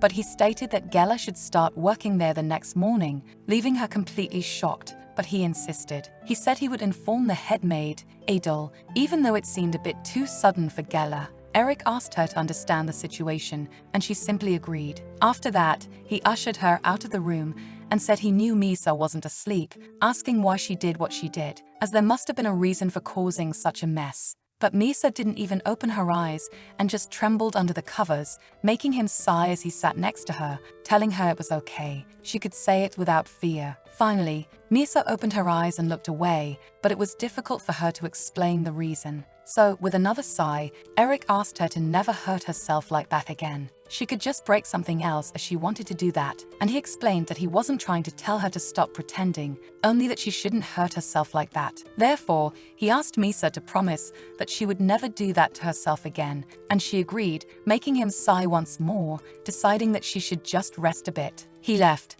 telling her that if she felt hungry, she should feel free to call for him. It was then that he noticed the protagonist was still staring at his back, and he asked what was going on. Misa then asked if Gela was going to become her maid, and Eric almost laughed because she always got interested in the most unexpected things. He asked if she didn't like Gela. That was a shame because he'd heard that Gela was a famous doctor and her trauma treatment skills were really good. She seemed to have a strong spirit for anything. She was easily able to stand up to walls and had a tough jaw too, meaning she didn't give up easily. Gela had never been captured or tortured by anyone. But setting that aside, Eric stated that she was a good person and that it would probably be better for Misa to continue acting just as she always did in front of Gela for the time being. He then asked if she remembered Cullen, the man who was at the door when they visited the Imperial Palace. From now on, he'd planned to have Cullen take care of the second floor. Cullen was a knight who wielded his sword with his left hand after losing 2 fingers when he was a victim of torture. He was the most reliable person Eric knew. But he hadn't discussed anything with him about Misa yet, so she didn't need to worry too much. Since she was injured, he thought she needed some time to recover from things. And Eric himself needed to take a break to relax from his duties as a knight, which made Misa excited. And he thought it might be because he was the only one who knew her secret. But Misa often showed unexpected expressions to him, so he touched her hair, saying he would be back shortly after taking care of some urgent matters. Eric always noticed how Misa went from anxious to relaxed in a short time, or made those spirited expressions, full of emotion, like he had never seen her do before. Suddenly, Misa sat up and approached him, excitedly asking if him resting meant they could talk more, catching him by surprise after that situation. Sometimes the protagonist's eyes would light up with expectation, and Nisa showed that sudden excitement like a child, asking if they would spend time together now or later. Even with her wild actions and reactions, sometimes in front of others, Eric worried because Nisa was clearly eager to consummate the marriage. After hurting herself so seriously like this, he couldn't help but feel angry about her foolish thoughts, telling her not to even consider that until she was fully recovered. For this woman, who was so different from him and had lived a life full of rules and customs, it made him wonder why Misa was always so eager to do that with him. Then, the protagonist quoted when people said that Eric hadn't even touched the princess and would probably break off the marriage, suggesting it was better to resolve that quickly. After hearing her mentions, Eric sighed, realizing that Misa was worried about Amber's nonsense, so he assured her that he had no intention of cancelling the marriage. They still had a long life ahead to enjoy together, so there was no need to rush when they barely knew each other yet, and Misa still pouted. This made Eric realize she must be having strange thoughts again, so he asked if there was anything she was curious or worried about, asking her to say it now. There was nothing he wouldn't answer or deny her after all. He never had and never would do anything bad to Misa. She could always see all his documents when she sat on his lap. He always showed her all his secrets, but decided to set that aside for now, asking if he could call the maids in case Misa couldn't sleep now. After all, he knew she liked being in his office and having fun, but Misa denied it because it wasn't fun at all. The kitchen and laundry were crowded and noisy like never before. In his office, Eric's hands were always busy, and it was quiet. He could hear every maid clearly from there, so he asked if what she meant was that, by being with the maids, she could gather information, and that was probably something she used to do at the Imperial Palace. And Misa affirmed that she indeed knew everything, which was impressive. Misa mentioned that, actually, the butler liked Adol, even though it wasn't mutual because the butler was already committed, and she continued explaining that the maids wanted someone like him. Eric was astonished. Every action Misa had taken so far seemed to have some meaning. So he leaned over to lie next to her, saying he wanted to talk with her in private. This quickly made her quite happy, and Eric asked why Malika was spending money on a head maid named Namirea, wondering if it was because of the incident, or if she was trying to cover for the head maid in some way. Since Misa didn't seem eager to answer, he asked her to tell the truth because it would be helpful. They could become closer that way, so she turned her back and replied that Malika was going to meet someone the next day, and they discussed the 3 pillars of the palace. The 3 pillars referred to the 3 prominent families that represented the kingdom, the Clania, Salix, and Crispin families. Beside them, the king's relatives, the Salix, had been cleared out a few years ago, and now they lived in an obscure state, which made Eric remember when Lacane called him for a conversation earlier, but someone had been watching from a distance, and now he knew it was Malika. Eric said that the pillar Malika was meeting with was probably from the Crispin family. He needed to send spies to both sides to figure out what was going on between them. Now, Misa realized her thoughts were ridiculous, but what this man was planning was rather foolish. Still, she was surprised when Eric kissed her cheek. It made her blush and look at him in shock, and he said it was a reward for answering his questions correctly. But even Misa didn't know what to do when she found herself in this situation. The next day, Jella was confronted by Malika, who was furious because she had been accused of hurting Misa's body. Malika responded that she didn't know either because it was impossible to deduce. After all, Jella could very well have been using some kind of poisoned product on the protagonist, which was ridiculous and made Jella furious after being accused without any basis. So, Jella proved it by putting the product in her own mouth, showing that it wasn't poisoned, and said that if Malika was so concerned, she should try it too, shocking both Malika and Idil. This brought a smile to Eric's face before he approached Misa in bed, touching her hair as he told her he would return before snack time and asked her to rest well while he was away. Furthermore,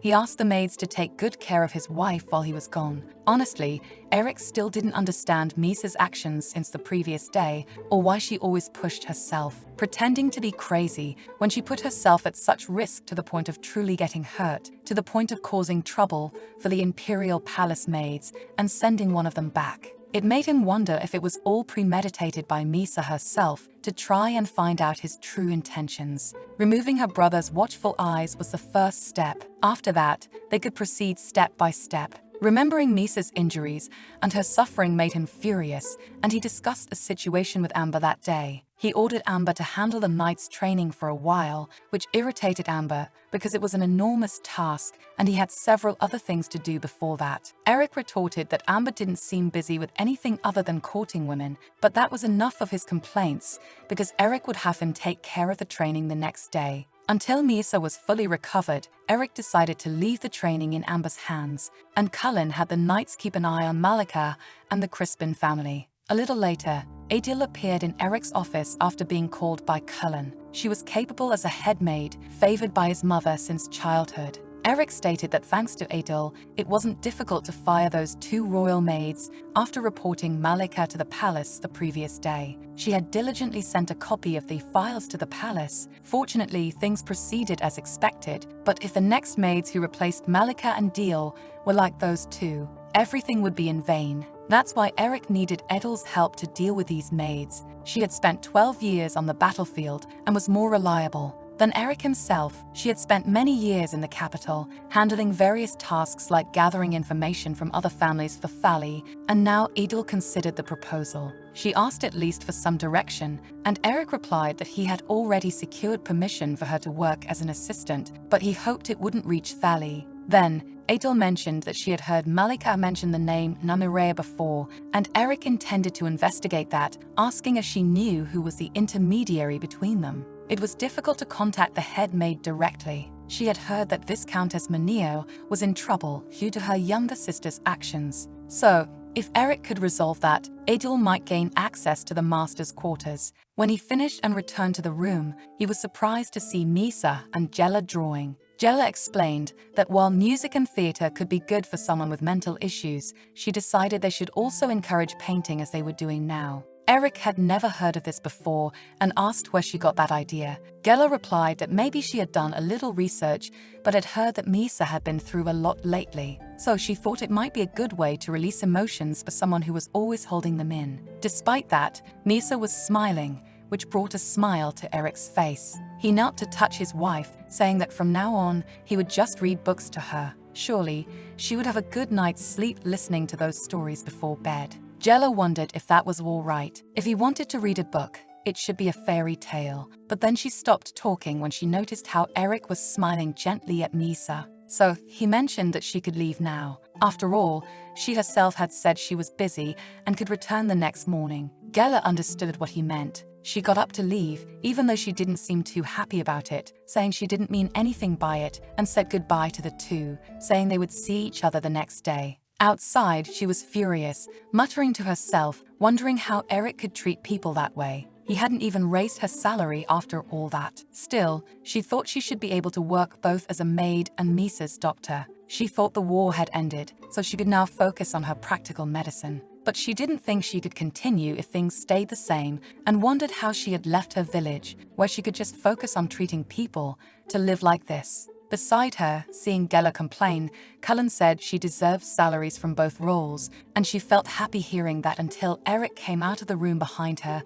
and almost knocked her over. He asked where the clothes were to change into, and Jella remembered they needed to be washed. She told him that the new clothes were under the shelf and watched as he closed the door. Sighing, she said that no matter what she had said earlier, she was too busy talking to realize it wasn't a big deal. But Cullen responded that he'd heard commanders were all like that. But he didn't understand the reason behind it all of a sudden, and Jella stammered because she didn't know what she meant or how to explain it. Even if she spoke that way, she would only find the madame. Cullen didn't understand why maintaining proper etiquette was important when speaking with the madame, and Jella replied that communication was essential, but he wouldn't get along well with Misa, in fact. Eric's gaze toward his wife was somewhat different, but she let that go, saying it was just good that the 2 were getting along well, and she apologized for talking too much. The guard said he hadn't seen Eric speaking directly with Misa, so he couldn't say for sure, but he usually adhered strictly to etiquette, and even though his tone was a bit cold,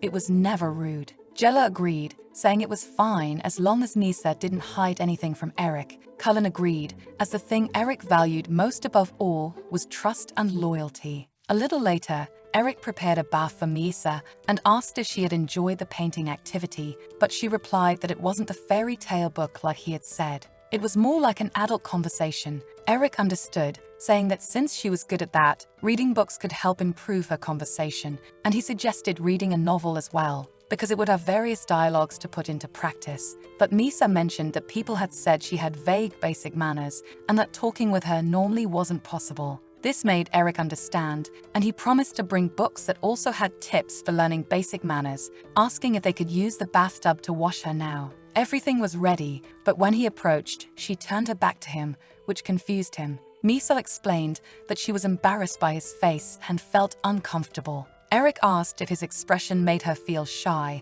and Misa replied that his face would turn red after the bath, and she wanted to do it alone, so he should leave now. But he was concerned because Misa had hurt her arm, and it might not be a good idea to let her do everything by herself. However, she remained silent, stubbornly refusing. He said he would just take care of washing her hair and rinsing out the paint, then let her finish the bath. Eric commented on how Misa never said much, despite everything. From now on, he asked her to try to speak at least a few small words out loud. The more she practiced, the better she would become at expressing herself the way she wanted. Misa blushed and asked him to leave now that he had finished helping her. She was fine to do things on her own, and blushing a little himself, he agreed with her decision. He stepped back, asking her to call him if she needed anything else. As he left the bathroom, he heard a loud noise behind him, which made him laugh a bit. When she came out of the bathroom looking displeased, Eric asked if she had enjoyed her bath, and Misa, pouting, said that next time he should ask Jella to help her bathe. He agreed, thinking she also didn't seem to wrap her towel well around her body,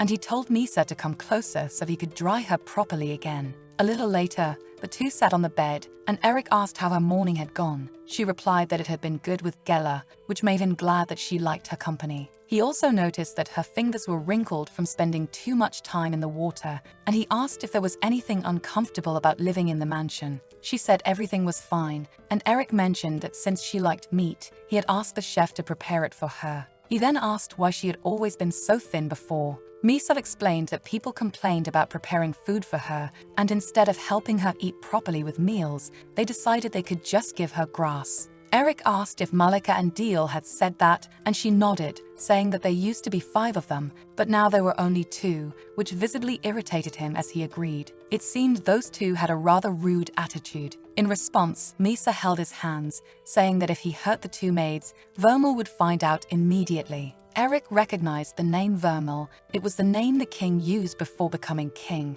but she seemed quite worried, and he noticed her voice had become much softer recently. The protagonist agreed she could have done better, but hadn't been able to practice, and he asked why she hadn't been able to train recently. Misa replied that she had tried to practice at night, but when she woke up, Eric would put her back in bed, so she couldn't move before he lay on top of her. Suddenly, he felt embarrassed, not even knowing she intended to leave the room. He told her that from now on, she should feel free to go out whenever she wanted, and Misa pointed to her forehead. This made him understand, and he leaned in to kiss her forehead as he had done before, thanking her for the information because she could always share things and earn rewards. As time passed, Misa began to get used to speaking more, and she became increasingly curious, looking for more questions to ask to learn and find answers. Misa also spoke sometimes about basic things because she didn't know much about them yet. One day, she asked what a swindler was and if she could get sick from it. Sometimes, she asked complicated questions,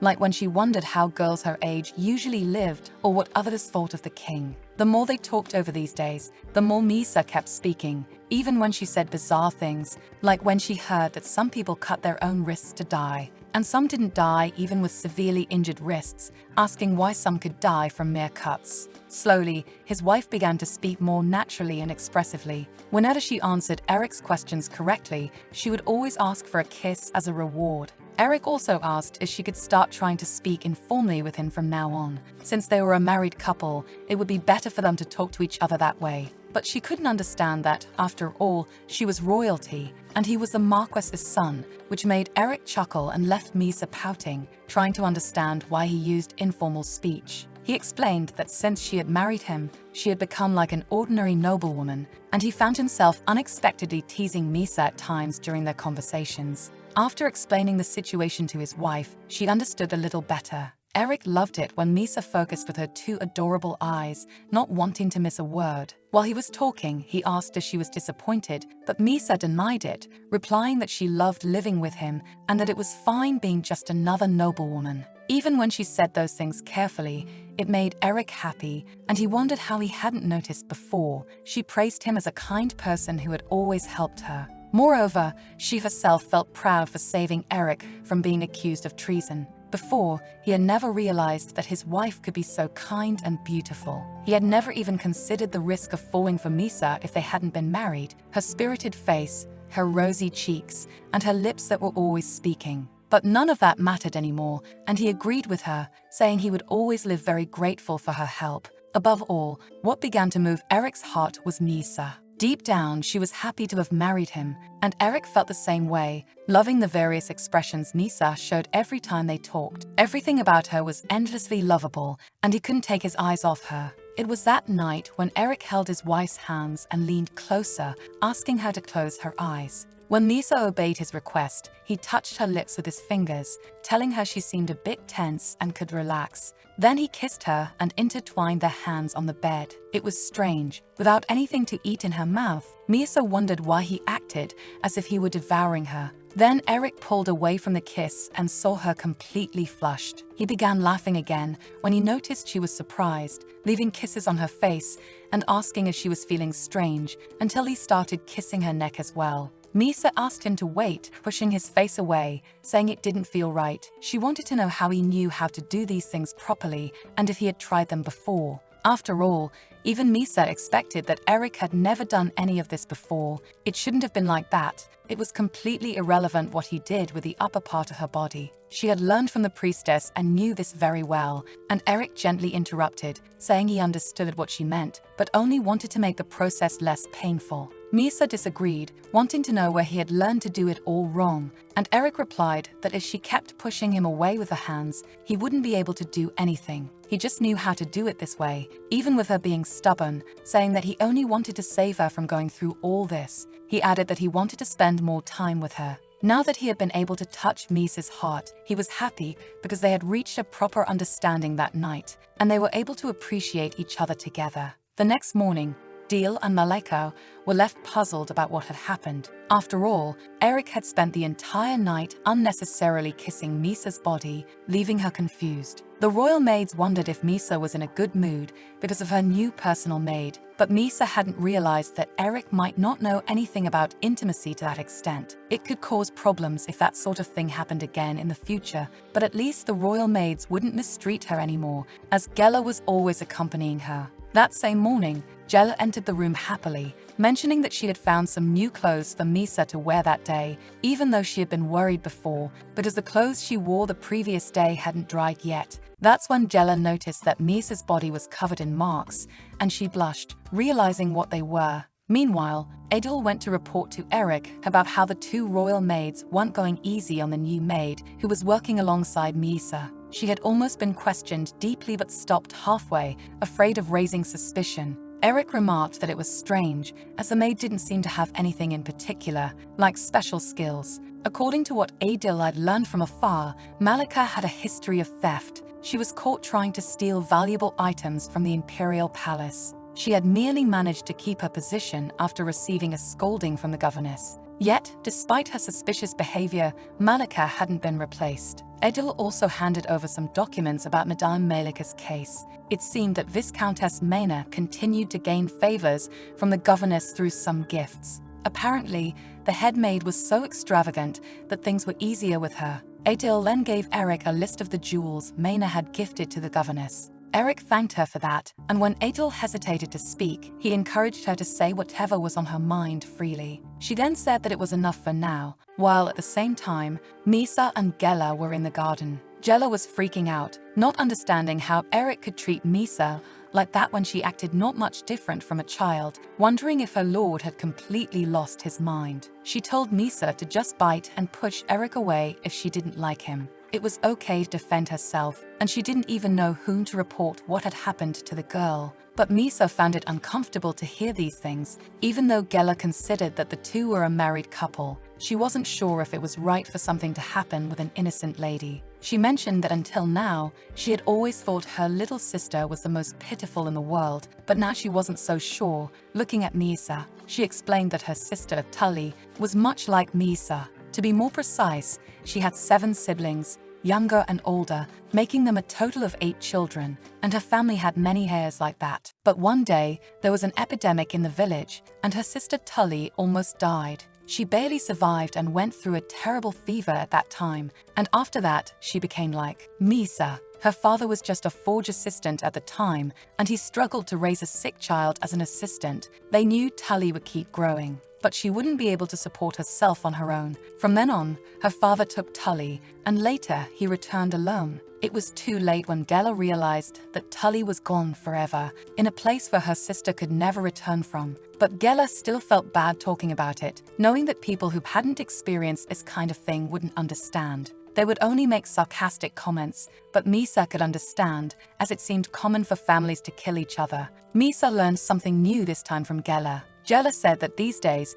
she only talked about things like this with the horses in the stable or the dogs, but she thanked the protagonist for listening to her life story now. Misa smiled, thinking that she had usually been called names like rat or monkey, and she laughed, thinking that someone liked her enough to compare her to a horse or a dog. It was strangely nice. Then Gela started to mention that when she first saw Misa, she certainly thought something, but before she could say more, someone approached them in the garden. The protagonist wondered why Eric had appeared so suddenly, and he said she must have been through a lot, asking Gela to leave while Misa was left confused. After all, she still wanted to hear what Gela had been about to say, but Gela said she had finished and bid them goodbye, saying she'd see them the next day, leaving the couple alone. Eric asked if his wife had fun, and she replied, sulking, that he didn't need to come and get her anymore, leaving him confused as to why she said that all of a sudden, wondering if she didn't like him. She replied that it wasn't that, explaining that it wasn't right for him to come and get her when he was supposed to be busy. Besides, when she was with Eric, people didn't say anything, but sarcastically added that everyone treated her like a baby. When she went out with Gela, they talked about all sorts of things, and it was quite fun to be with her. Eric understood what Misa meant, but she noticed he didn't seem very happy to hear it. Still, if it was what his wife wanted, he suggested she dress better. He knew she often changed her clothes, but this was a bit too much, and he asked if there was any reason why they made her wear low-quality fabrics. He wanted to see his wife wearing better and more beautiful clothes because she deserved it. Misa reflected that if there was a reason, it had to do with their original plan in the palace. If the people of the Chladnia family discovered that she was treated as insignificant, they wouldn't see her as a threat, and soon, they might reveal their true faces to her in the household. Even so, Malika and the others always used proper honorifics and called Misa Your Majesty. Their intention was likely to harbor deep resentment toward her constantly. Misa replied that it was fine to wear these clothes because she was continuing to act strange, but she could never tell Eric everything she knew about what she had seen and heard. She mentioned that she needed to dig under the mahjong tree again the next day and didn't want to ruin good clothes. She had to be careful with her words and actions, just in case, as she wanted to avoid saying anything that might provoke her brother unnecessarily. Eric agreed to keep the finer fabrics for now, asking her to remember to bring tools from now on so she wouldn't dirty her bare hands. It was the first time someone respected the actions Misa had taken. Eric smiled, saying that she seemed to have gotten a bit of sun, gently touching her face, pleased to see that she was becoming healthier, which was great to see as a result. Misa didn't even know that people could notice such changes, even with Eric saying that when they first met, he had been worried because she was so pale. She had also seemed quite fragile, but now she had become more spirited, and Nisa really enjoyed the smell of grass on bright, sunny days. She just hoped that this peaceful life would continue, and that her brother would never interrupt it again. That was when Eric noticed the gardener approaching them, and the protagonist quickly got distracted again. Eric asked if the gardener was checking on the new nest every day, and he agreed because he wanted to keep an eye on the trees to make sure they didn't disturb the nest nearby. There was nothing to worry about, and soon they would be able to see the nest from that distance. Eric commented that the gardener always worked hard for them, making the man grateful for the compliment. Meanwhile, Misa wondered if it was because he had brought new life to her, but the gardener's words seemed strange to her. so she asked Eric if he knew the person who had left. Every time she dug there, the gardener always frowned as if he didn't like seeing her dig, and Eric replied that no gardener would like that. Despite Misa's obvious questions, Eric always answered them with firmness, even when she was being playful, affirming that while digging near the tree wasn't ideal, if the gardener was rude to her, it would be a different story. Eric's words never offended her. In fact, he always acted like a true prince, kind and sincere with her. He explained that if one side was rude to the other, it would be his responsibility to address it. Misa felt like her husband was a man straight out of a fairy tale. He was fair, merciful, and very wise. Then he stood up, suggesting that they go back inside because it was getting hot outside under the sun like that. Later, Adele spoke with Eric again, saying she didn't believe that blind devotion and unquestioning loyalty to the head of the family was true loyalty. She could only say that it was the wrong path, but Eric responded that she could think whatever she wanted as long as she didn't keep circling around the issue like she was doing. Then, Adele said that it was time for him to focus on a real lady and shift his attention away from the princess. He questioned whether she was saying he should sleep with another woman, when he didn't even want to. He couldn't understand the loyalty she was referring to, but Adele couldn't grasp it because Eric had set aside his duties as a knight and captain for Amber to take care of so he could continue looking after his wife. She didn't understand what kind of affection he could share with someone who couldn't even communicate properly. She wanted to know why he was giving opportunities to people from collateral branches who were aiming for the position of successor. He was the only one worried about the maids, who had come from the royal palace, and questioned why Eric was doing these things for a woman who did nothing all day. He was neglecting his care for the princess now, which was why she had been digging in the garden the day before. Instead of giving her a proper scolding, he just kept pampering her, stroking her head all the time. With a laugh, Adele said he was getting distracted by an immoral woman, yet he was still focused on replacing those maids who weren't productive at all in their service. To her, the situation made her quite anxious. After a moment, Eric reminded her that it was Adele herself who had mentioned there was something wrong with the maid Malika. He asked Cullen if he had ever neglected the time he spent with his wife, setting aside night training, which Cullen slowly denied in his favor. In fact, Eric had recently resolved the hunger problems in the territory by delivering scrap taken as spoils to Marquis Hetav, who had become very grateful. In return, he offered a large amount of food for several years.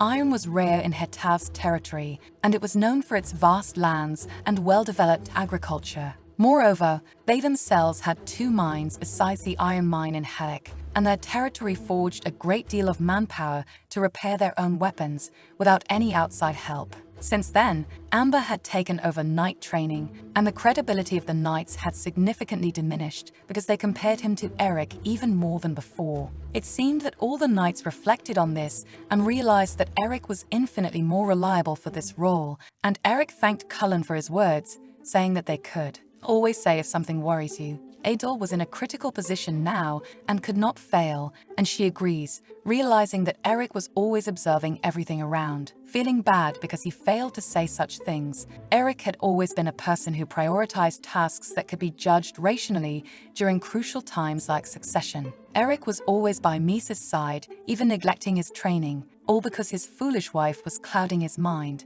And then she went to the maid's quarters, where Della smiled, telling her to take a look at Misa, who was quite cute, but Adele didn't like any of it. Even Thali was being deceived by that woman. At first, she thought that she was merely sympathizing with her daughter-in-law, but at some specific point, she began to lose reason while dealing with Misa and the maids. Just like when she used to be with her late daughter Rose, and was clearly comparing the two, now Adele wondered what she should do about this whole situation. Both Eric and Thali were undeniably being irrational because of that woman. A little later, while having a meal, Misa said she would like to go out to Eric, and he asked the reason for that, to which she said that she heard from the book Jello was reading that there were many people in the streets, and he suggested that she might be interested in the slums. Misa also mentioned hearing about stores aligned without gardens between them, and wanted to know if they were all like that, and when Eric reflected on this, Misa asked if she could go. Even wanting so much to leave that house, which stirred her husband's heart,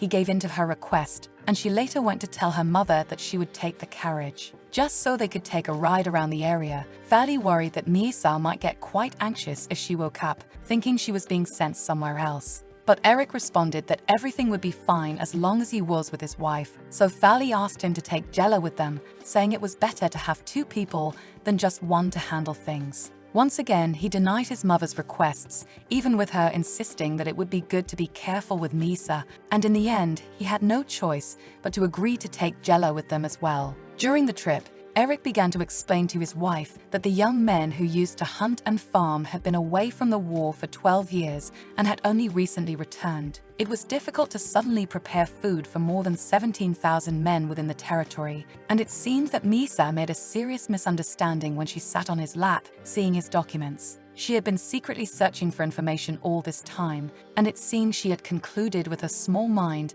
that Kladnia was not in good financial condition. It was hard to imagine that Misa was focusing on reading, especially understanding complicated documents like this, given that she sometimes didn't even know simple words. Occasionally questioning various things, but considering her background based on her time at the royal palace, Eric felt it made sense that she might misunderstand things. Given the situation, especially due to the recent food shortage, Eric explained that due to the presence of the war, large trades between merchants had decreased considerably. Thus, the collection rates were also reduced. There had been some temporary funds, but the need had been resolved some time ago. Now, everyone was living their lives, and there were no problems with agriculture given the next season. Seeing Misa's expression, it was obvious she had misunderstood. But perhaps she felt that something was missing, and Eric said it was just that her parents didn't like luxurious items, so they avoided having such things in the house. Now that they owned iron mines within the three lands, trades could continue through the northern ports, and blue fox fur was captured in the borderlands. It was one of the main items to be traded, and then he hesitated and told her to forget about it. It seemed that the more he spoke, the more he felt like he was just trying to create opportunities to impress his lover, and Misa questioned why, to which he responded that it was nothing important. He didn't mean anything that would make her worry too much. Changing the subject to see if there was anything uncomfortable for her during her stay in the mansion, and she replied that there was nothing like that, she just thought there were food problems, and had saved some snacks little by little. If she had known from the beginning, she would have eaten everything she had without thinking twice, which left Eric quite surprised to discover. When he got off the carriage, he told the coachman to keep an eye and guard the carriage door, not to open it under any circumstances, and he agreed to do all of that. While staying in the carriage, Misa remembered her husband telling her that near the intersection there was a pastry shop, so she would go out to buy something she liked. But she would need to remain quiet inside the carriage in the meantime, and Misa took the opportunity to reflect that Eric's family was not really poor. It seemed she had been a fool. It was even funny to herself to think that, currently, the place where she used to live smelled like Celia's small palace, and she only had memories of being taken to the central palace, yet her standards had always been quite high. Even when she was treated worse than an animal, she still had a sense of pride. As a member of the royal family, without that, Misa felt she might never find anything in her future but the peaceful life she always dreamed of and waited for all this time. After she was no longer considered royalty, she ended up finding it in the least expected place, beside Eric and his family. It only happened when she was no longer royalty. The marriage she feared so much, and that lowered her social class, made her realize that she never thought she could have found such a peaceful and good daily life. Suddenly, she heard a voice shouting that they had found the Kladnia family symbol, and Misa closed the curtains where she was peeking through the window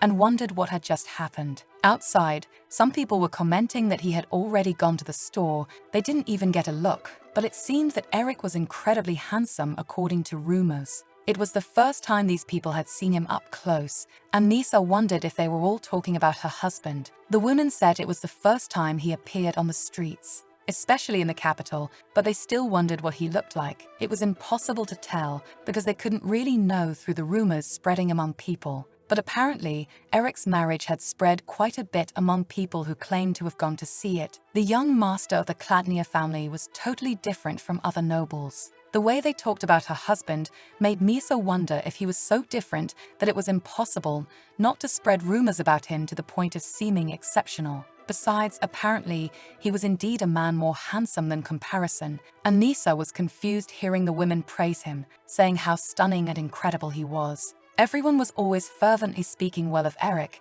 and the women commented that if Eric hadn't returned in time, they would have lost the war. Apparently, if it weren't for him, their hometown would have become a sea of flames. Just thinking about it was terrifying. Eric was like a great hero to all the people. Now Misa could understand why those people were always speaking so highly of him, their faces glowing with emotions and happiness. He was called a charm and a joy. But some began whispering softly about a topic that, if spoken of incorrectly, could lead to accusations of blasphemy. They had only overheard it by accident. It seemed that it was obvious that the security was so tight during the wedding. Apparently, they had kept the national marriage under certain specific circumstances and conditions. It was a shame, and they could hardly believe it. It was a shame that the heir of such a great and noble family had to go through that, and they all wanted a good look at Eric's face now as he walked. This moment caught Misa's attention. Amid the joy, there were also dark expressions from two people who were just watching everything from a distance. Those were familiar faces to her because she always saw such faces in the people around her. It was the same look she had when she was beside Eric, wherever they went. It felt as though an invisible force had struck Misa in the head. Then Eric returned to the carriage, asking if she had been waiting for long and if he was late. He was worried because people suddenly started gathering, but there was no sign of agitation on Eric's face. He was probably used to this. Eric said he ended up grabbing a big box because he had taken too much. And Misa wondered if he had been receiving so many bad looks ever since he married her during this time. She didn't want to admit it, but to her, this was a satisfactory marriage, yet for Eric, it seemed like a great tragedy. And now Misa realized that, feeling shocked and guilty. She wanted to apologize for everything he had to go through because of her, especially because she had ruined his life. But it didn't seem like anyone felt sorry for Misa herself. She had always lived a life like a plague until now. No one would ever think that of her now.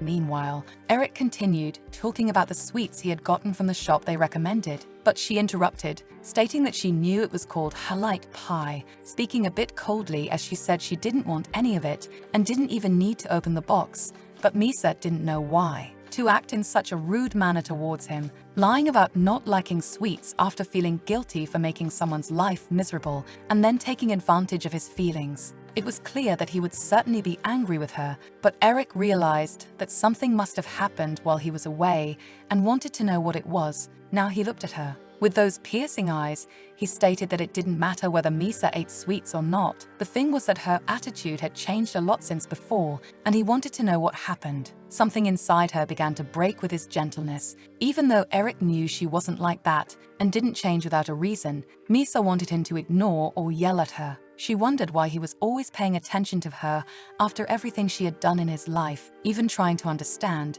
Eric kept insisting on knowing the reason for her change. Until suddenly, Misa began to struggle to breathe in an anxiety attack, making Eric immediately worry as he realized she had started to panic. After her anxiety attack, Misa ended up falling into her husband's arms, pretending she had fainted, but now she didn't even know what she should do in this situation. After all, she had regained her senses, and no matter how tightly they held each other, Eric was still the only person who knew all her secrets, making it a complicated situation. She needed his cooperation above all else, while Misa herself continued acting like a child, growing too used to being seen as human. She was developing unnecessary emotions and pride, which made her feel stupid when she had to keep getting along with him no matter what. So when she returned home, Misa intended to smile at whatever he said. When she peeked at Eric's expression, she was startled and lowered her face again. His normally firm and serious expression softened when he was with her. A little while later,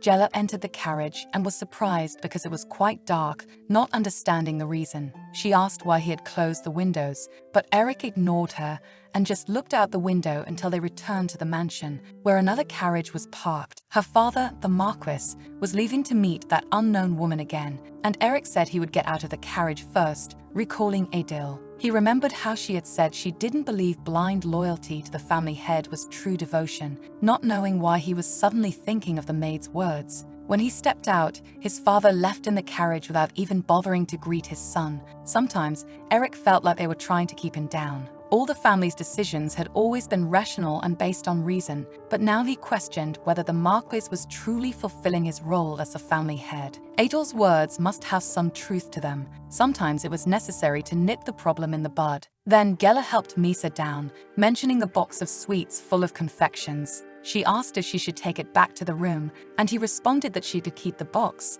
asking her to hand Misa over so he could carry her back to the room himself. Then he asked if she knew how to use a dagger, and she felt she should deny it, but lying to the captain seemed wrong, so she admitted she was good with daggers too. Eric just said that was good, leaving her confused as he returned to the mansion. The two royal maids watched, commenting that it was indeed a strange scene. Looking at it that way, it didn't seem like those two were lovers, although Deal saw Misa as Eric's type. There wouldn't be any other reason for him to care for such a burden like her. It seemed like he was secretly giving gifts to his wife, but Malika sighed because it didn't really matter. She wasn't his mistress, and for that reason, she would make one. In the room, Misa remained lying down, and Eric took a moment to call her name, startling her when he approached. He apologized for not realizing that she had really fallen asleep. He asked her not to worry and to just go back to sleep now. He would take care of things until dinner arrived, but Misa held his hand before he could walk away. She asked if he was angry with her,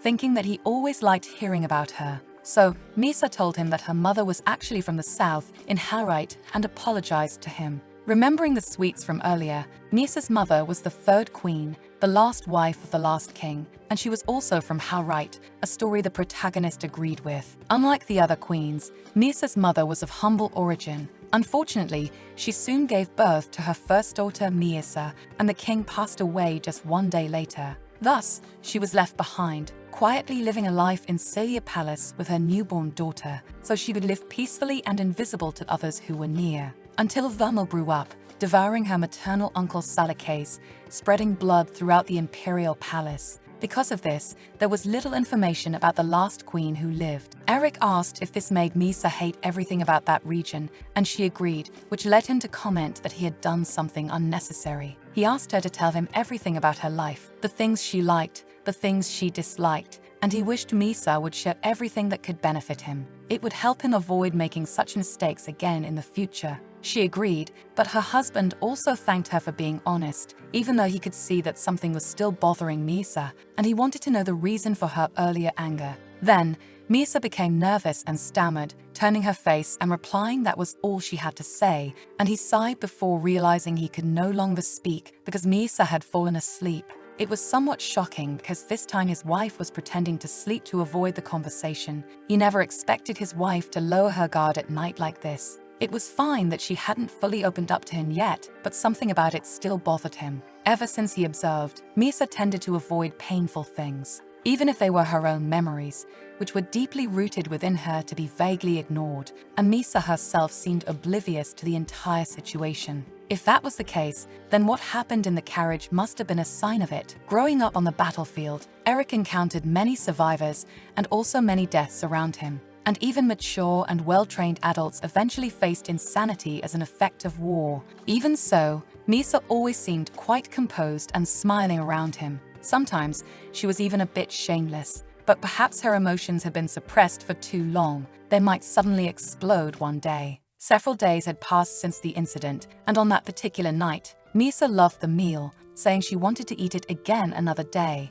and Eric promised to let the cook know about it. Although they had various conversations during all their time together, the topics involving his wife began to become insignificant after so much time. After kissing her forehead, the girl mentioned that the sunlight was quite strong that day, so she couldn't play outside for too long. It was nice when the weather was clear, but she couldn't play for too long in the garden. Eric agreed and approached Misa to kiss her face, thinking that he didn't know how to calm his mind full of thoughts. The initial attraction to the opposite sex was more confusing than anything else, even when Misa didn't seem satisfied with just a kiss on the face, and he asked if she wanted to talk again. Even when Misa broke things or acted violently, it was his responsibility to protect and take care of her, which wasn't a problem. The real issue was something else. It was about the unfamiliar emotion that was beyond Eric's control, which made him constantly need to draw a line between them because he never knew what to do with it. After a moment, Misa confessed that she didn't know what to discuss with other people, that she didn't know what kind of conversation she should have in situations like this, because he was the only one for her. The only person Misa could truly talk to, and Eric felt like an idiot, wondering why he was worrying about something that only made her nervous. He suggested that they could talk about their last outing, Something different had happened that day, but if Misa didn't want to explain what happened, he didn't intend to force her to. However, Eric warned that if she kept things to herself and complicated things, she should at least think about what happened. She would end up having trouble controlling herself and becoming confused, generating emotions that were too complex. It was a fact that Misa couldn't hide her feelings from him, which Eric believed was a good sign because she could hide them from others. Then she asked why he was always kind to her, always treating her well, and he turned, responding that it was because Misa was now a new member of the Kladnia family. It was because they were members of the same family, so if that was the case, she could always rely on him and share her feelings at any time. It was okay if she did so. But he only wanted two things.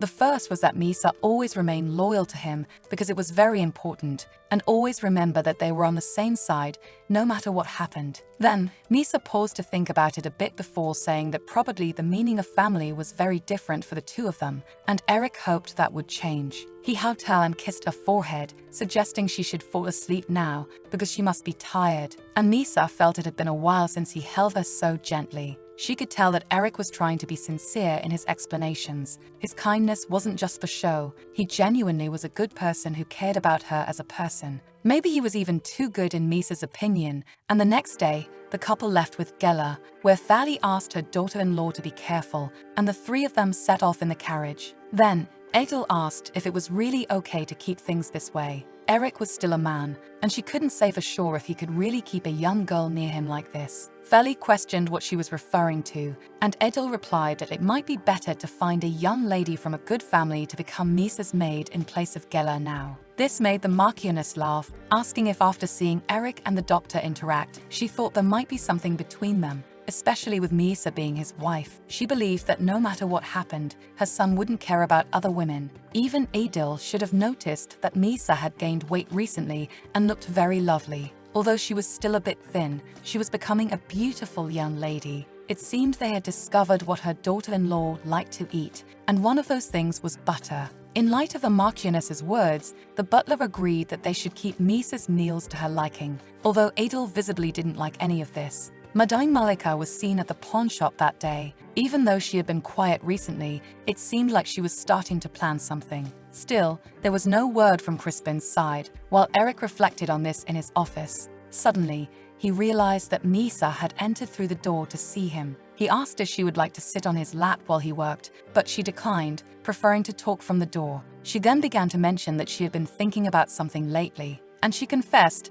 that she no longer disliked Eric, which left him a bit shocked to learn that, in fact, she didn't like him before. Misa agreed that she had once felt that way, but now it was different from before, so Eric stood up and approached her, making her a little nervous as he pressed to find out if, after thinking for so long, only now had Misa come to the conclusion that she no longer disliked him, which led the protagonist to ask if he was angry. Eric denied it and took her hands, then asked why she had disliked him before. Was it because he made her uncomfortable when he touched her face like that? Misa denied it after some time reflecting. Eric asked if she needed time to think before answering, recalling that last time she gave him a better response when he was being kind to her. His wife said she wasn't uncomfortable, but she thought it was unnecessary, and Eric felt like he almost had a heart attack, thinking he would be in an irreversible situation if that were true. He didn't want things to go wrong between them, so he agreed, believing it was understandable, but he was happy because now she didn't dislike or feel bad about his touch. He was also grateful that Misa had informed him about this realization, and she smiled, looking away, then changed the subject by asking what he had been doing in the office earlier. He responded that he was just checking some things when Misa leaned in to take a peek. Eric mentioned that she could look as she wanted, thinking he needed to emphasize trust. Letting Misa approach the desk, he asked her not to mess up his documents on the left, but he was caught off guard when Misa started reading aloud. That was because, in fact, she had a rather quick reading ability. It seemed she was more comfortable reading than speaking aloud, and Misa asked if they were after Malika. After agreeing, he approached, noticing that Misa made a face, asking about the matter concerning Solkes, as that family was supposedly insignificant now. He responded that apparently one of his last illegitimate sons had survived. It had been reported that he was going to take leadership of the family, and she understood before falling silent. Misa asked if he could show her the documents again if she asked, something to which he immediately agreed, mentioning that he still had a bit of work to do at the desk. Then she asked to sit on his lap. Eric allowed it, even though he knew it probably wouldn't be of much interest to her. So after being able to sit closer to him and hug him, his wife asked if kissing was something that could only be done in bed, because now that she thought about it, it wasn't just that she no longer disliked him like before. In fact, she liked him, even though she was offering herself. Eric pushed her back with his index finger, making Misa bend backward, leaving her unsure of why he did this. But Eric said that her skills were a bit lacking, wanting to know what his wife had been thinking on her own to come out and say such things suddenly. Blushing, Misa replied that she just wanted to share her conclusions with him. She wanted to respond to him as promised, and Eric touched her hair, agreeing, understanding that it was important. Approaching to kiss her, after a moment of kissing, Eric asked if that was all, making her hesitate before answering that she wanted to save her husband. After all, there was the matter of the king, because if he continued avoiding his duties, his brother would certainly do something about it, and he replied that it was fine because none of that would happen. The king had let it go the last time. Therefore, Eric knew he wouldn't be pursued for the same reason a second time. Misa questioned why, and he responded that if it did happen, it would mean the king was judging himself as wrong. After all, insisting on the same issue twice would make the king acknowledge that he had been wrong before, which surprised Misa. She had been wondering why Eric always seemed so calm. It seemed she was the only one feeling anxious. Eric asked if she was done, but Misa stammered that she wasn't, feeling that this wasn't the most important issue right now. She knew that Eric would certainly end up being killed by Vermal soon for some other reason. If that was the case, there was something that needed to be confirmed before his life was at risk. The chances of Misa getting another marriage as good as the one with Eric were far too low. Instead, after this marriage was solidified, she preferred to live in the palace, where she would quietly spend her remaining years rather than endure a horrible marriage. Misa began trying to undress Eric, but he questioned why and held her shoulders confused. Misa wondered if she had been wrong all this time by worrying alone,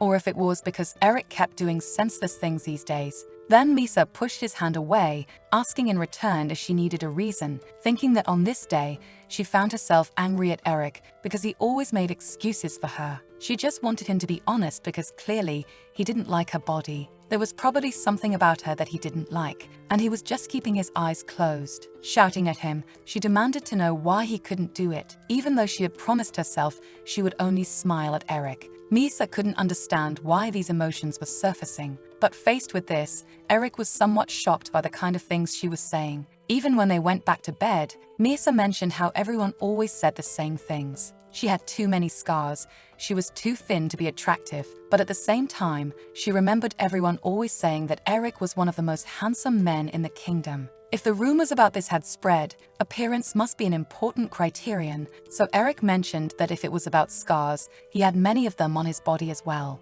Seeing them, Misa asked who had caused those scars, and Eric showed her that one of them was a mark left by the commander of Sidato, and he also showed another from an axe. Misa thought she felt more threatened by his physique because he seemed larger when exposed, so he asked what she thought of the scars and if she disliked him. Looking away, she replied that she liked them, but Eric said that was a lie, laughing because she was avoiding looking at him now, practically turning her words back on her. Then Eric kissed Misa's skin, making her feel strange with a warm sensation. Strange sounds kept coming out of her mouth without her being able to control or do anything about it. But she wasn't disliking his kisses, and that was exactly what made Misa feel even stranger as they continued together for a while in bed. He mentioned that it might hurt a little, and Misa felt embarrassed because he noticed that she was enjoying it more than expected, but he didn't want to pressure her and hugged her. Explaining that he was just preparing them, it didn't seem like the right time if she was so hesitant, and Eric said that from now on,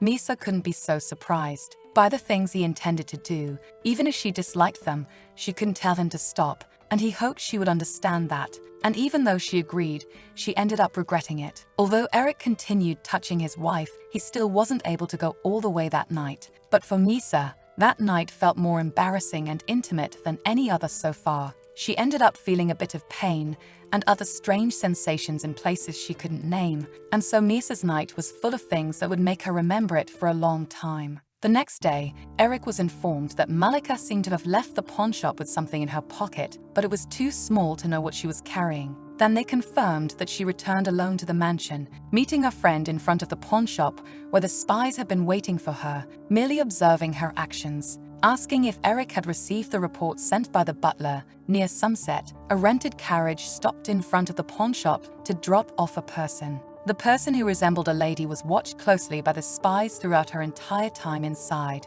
Not long after, the old woman got into a fight. It was all because of a brooch she tried to sell when she left. The spies followed her just in case and found her address. Eric examined the paper after receiving it from his men. While still listening to them explain that the old woman entered a small house in the slums, he thanked the spies for their work, wanting to confirm the connection. There were the maids from the imperial palace, the Crispin family involved, and now an old woman. Moreover, he couldn't help but think about his father secretly meeting with a woman. A little later, he returned to his room and thanked Gela for her work, noticing that she was reading a book to his wife, who turned her back to him upon seeing him enter. Then, Gela nervously stood up to say something, asking if Eric planned to go out with Misa again, and he agreed that he might, questioning the reason for her curiosity. Gela responded that it had been some time since the royal maids had come, and she was always shocked because her commander could be super bold, and she couldn't do anything about it. Even Misa would get embarrassed when the maids found traces of what they did in bed,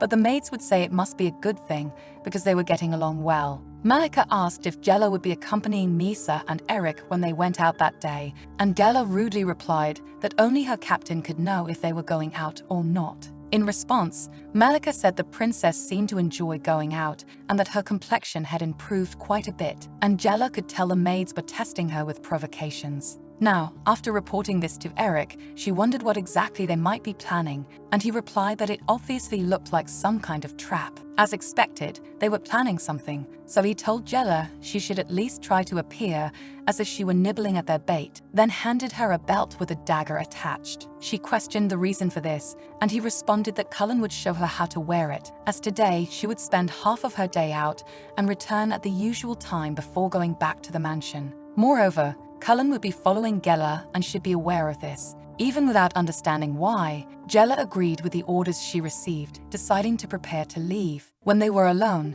Eric helped his wife put on a protective vest, explaining that he would stay by Misa's side, and the family of knights would accompany them as well. But he would feel more at ease if she could wear those things to keep herself protected, even though Misa could barely maintain eye contact with Eric after the previous night. Then she asked if, by wearing it, she could be safe from being stabbed or from whips and axes, which left him somewhat shocked that she was asking about such terrifying things. As for whips, it would depend if they had something extra on them, but this vest could block knives to some extent, though he couldn't say the same about larger weapons like axes. When he finished helping her get dressed, he asked if the armor was uncomfortable, and she replied that it was fine, but that she needed to wear something she usually wore around her neck. It was like a necklace, so she tied it with a ribbon at the back, and Eric noticed that he had seen Misa wearing it some time ago, and he wondered if she had recently taken an interest in fashion. As he watched his wife dressed like that, he ended up blushing, realizing that he might not be able to tie it properly,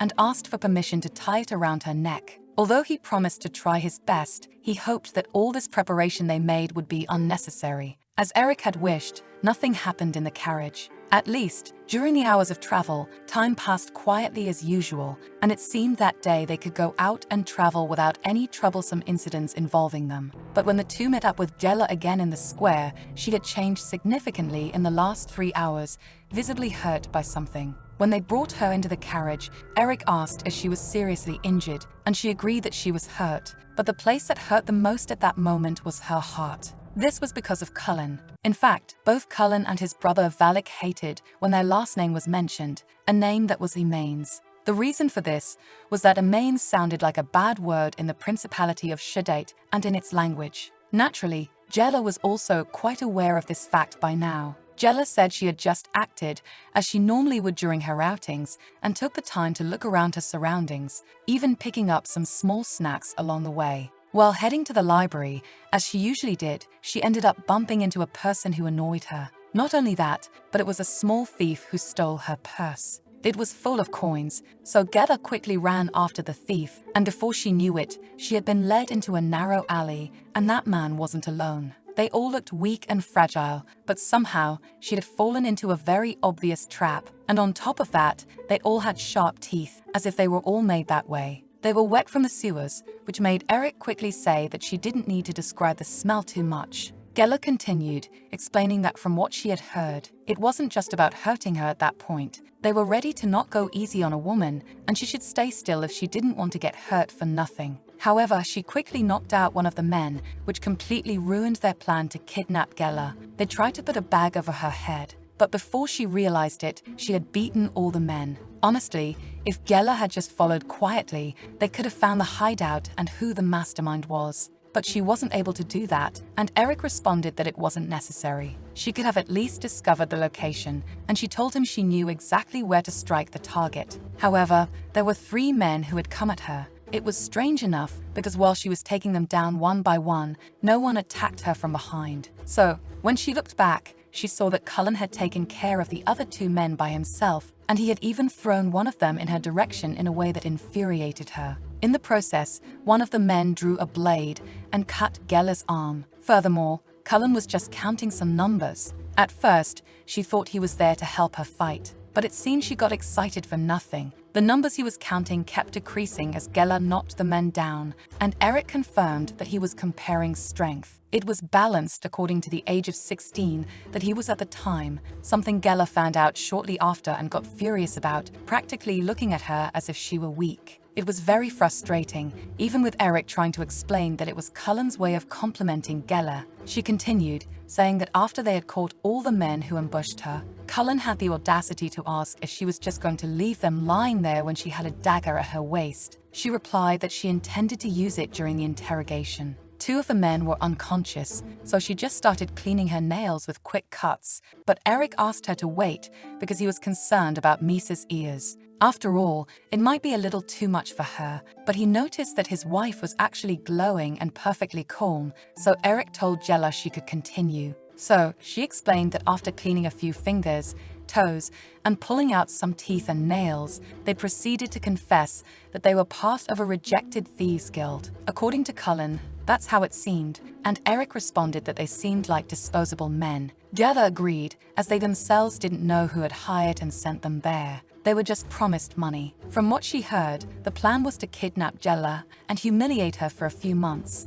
and if she became pregnant during that time, they would send her back to the Marquis, which shocked Eric, who tried to calm himself, saying she had done well. Now, he could have some idea of who was behind all of this. Geller agreed that she had indeed done a good job because her wrist was still a bit sore, and she asked if there would be any payment, to which he replied it wasn't something that could be compensated with money, and she laughed because she had already gotten her revenge a little earlier and had no regrets about it. Finally, Eric mentioned that he had heard she went to a blacksmith. She agreed because she was saving up to buy one of those shops. It was a competitor of her father who was being ridiculous, so she had considered it and saved money for a while. Eric then mentioned it might take a few weeks, but he would cover the loss she had with his personal funds, which made her happy to hear because she would recover her money. He asked her to have the deed in her hands early next month, and Geller thanked her captain for that, apologizing as she would be heading back with Cullen since she was a mess. Letting Geller leave the carriage all happy, Eric sighed because they had really devised quite a villainous plan. They thought they could ruin him by spreading a scandal, creating a situation where they would impregnate Geller and make everyone think it was his fault. Then he commented that he had thought Misa hated blood and all that, and he got scared. Misa sighed, saying that when she saw blood, she was really scared, but she was just a child at the time. Even though it still appeared in her dreams at night, it was terrifying. But now she felt fine and had gotten used to it. Eric regretted that she had seen it so many times that she became accustomed to it, which truly worried Misa when she started laughing loudly. That was because, on many occasions, she had slept beside several corpses when she was 12 years old at the time, and people assumed she was crazy even though she didn't do anything unusual. So it was easy to deceive the people around her with that sort of thing. But in the past 2 years, the maids began wondering if she was coming back to her senses now. She mentioned that during that time, many people who were about to die must have lost their lives, and she didn't have many opportunities to sleep among the corpses again like before. Therefore, it wasn't easy for her to continue pretending she was insane. It was hard for Eric to imagine what kind of things his wife must have gone through when she was still just a child, or what kind of things she might have experienced. But above all, Misa believed she had done well when she sometimes entered a state of insanity by her own will. Those who suspected her quickly silenced themselves, and everyone had fallen for her act. Eric thought the fact that she could talk about these things so casually made him wonder why she was afraid of birds and why she refused to enter the chapel. He asked if there was anything she was still afraid of or disliked nowadays. When the protagonist fell silent, her husband said it was okay if she didn't want to talk about it, but she didn't need to force herself. After a long moment of silence, Misa began murmuring that she didn't like talking about her childhood and didn't even want to remember it, not even the happy moments. Even when Eric asked why, she didn't know how to explain.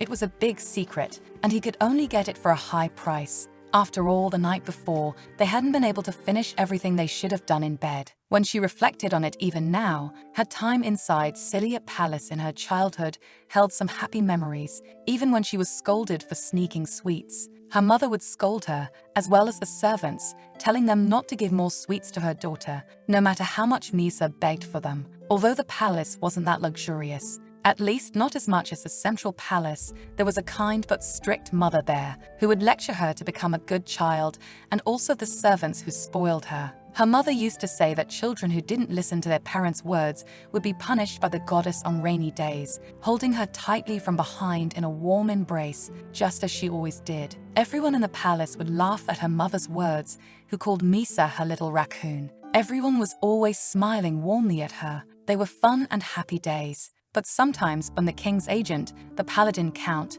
would visit and whisper secrets to her mother, her mood would grow darker on those days, which bothered her a lot. During those times, the maids would say she should go inside and leave her mother alone. But there was one day in particular that seemed especially threatening during the rain. The expressions on the faces of the palace people were tense and strained, as it was during a deep storm. It was a sign of something that was coming into Misa's life. That day, she really felt as if the goddess of the old myths had descended from the heavens to punish everyone. Thunder spread through the palace and the walls shook. And at the same time, Vermil caused a true catastrophe inside Celia Palace. She was terrified when she heard her mother say to her that she had probably done something wrong. The screams echoed from outside the window, and her mother said that even as a mother, she would receive punishment if she did something wrong. Misa trembled in fear, begging them to hide together. She didn't want her mother to be punished. But even though she didn't want it, there was no other way now. The protagonist could feel that everyone was dying.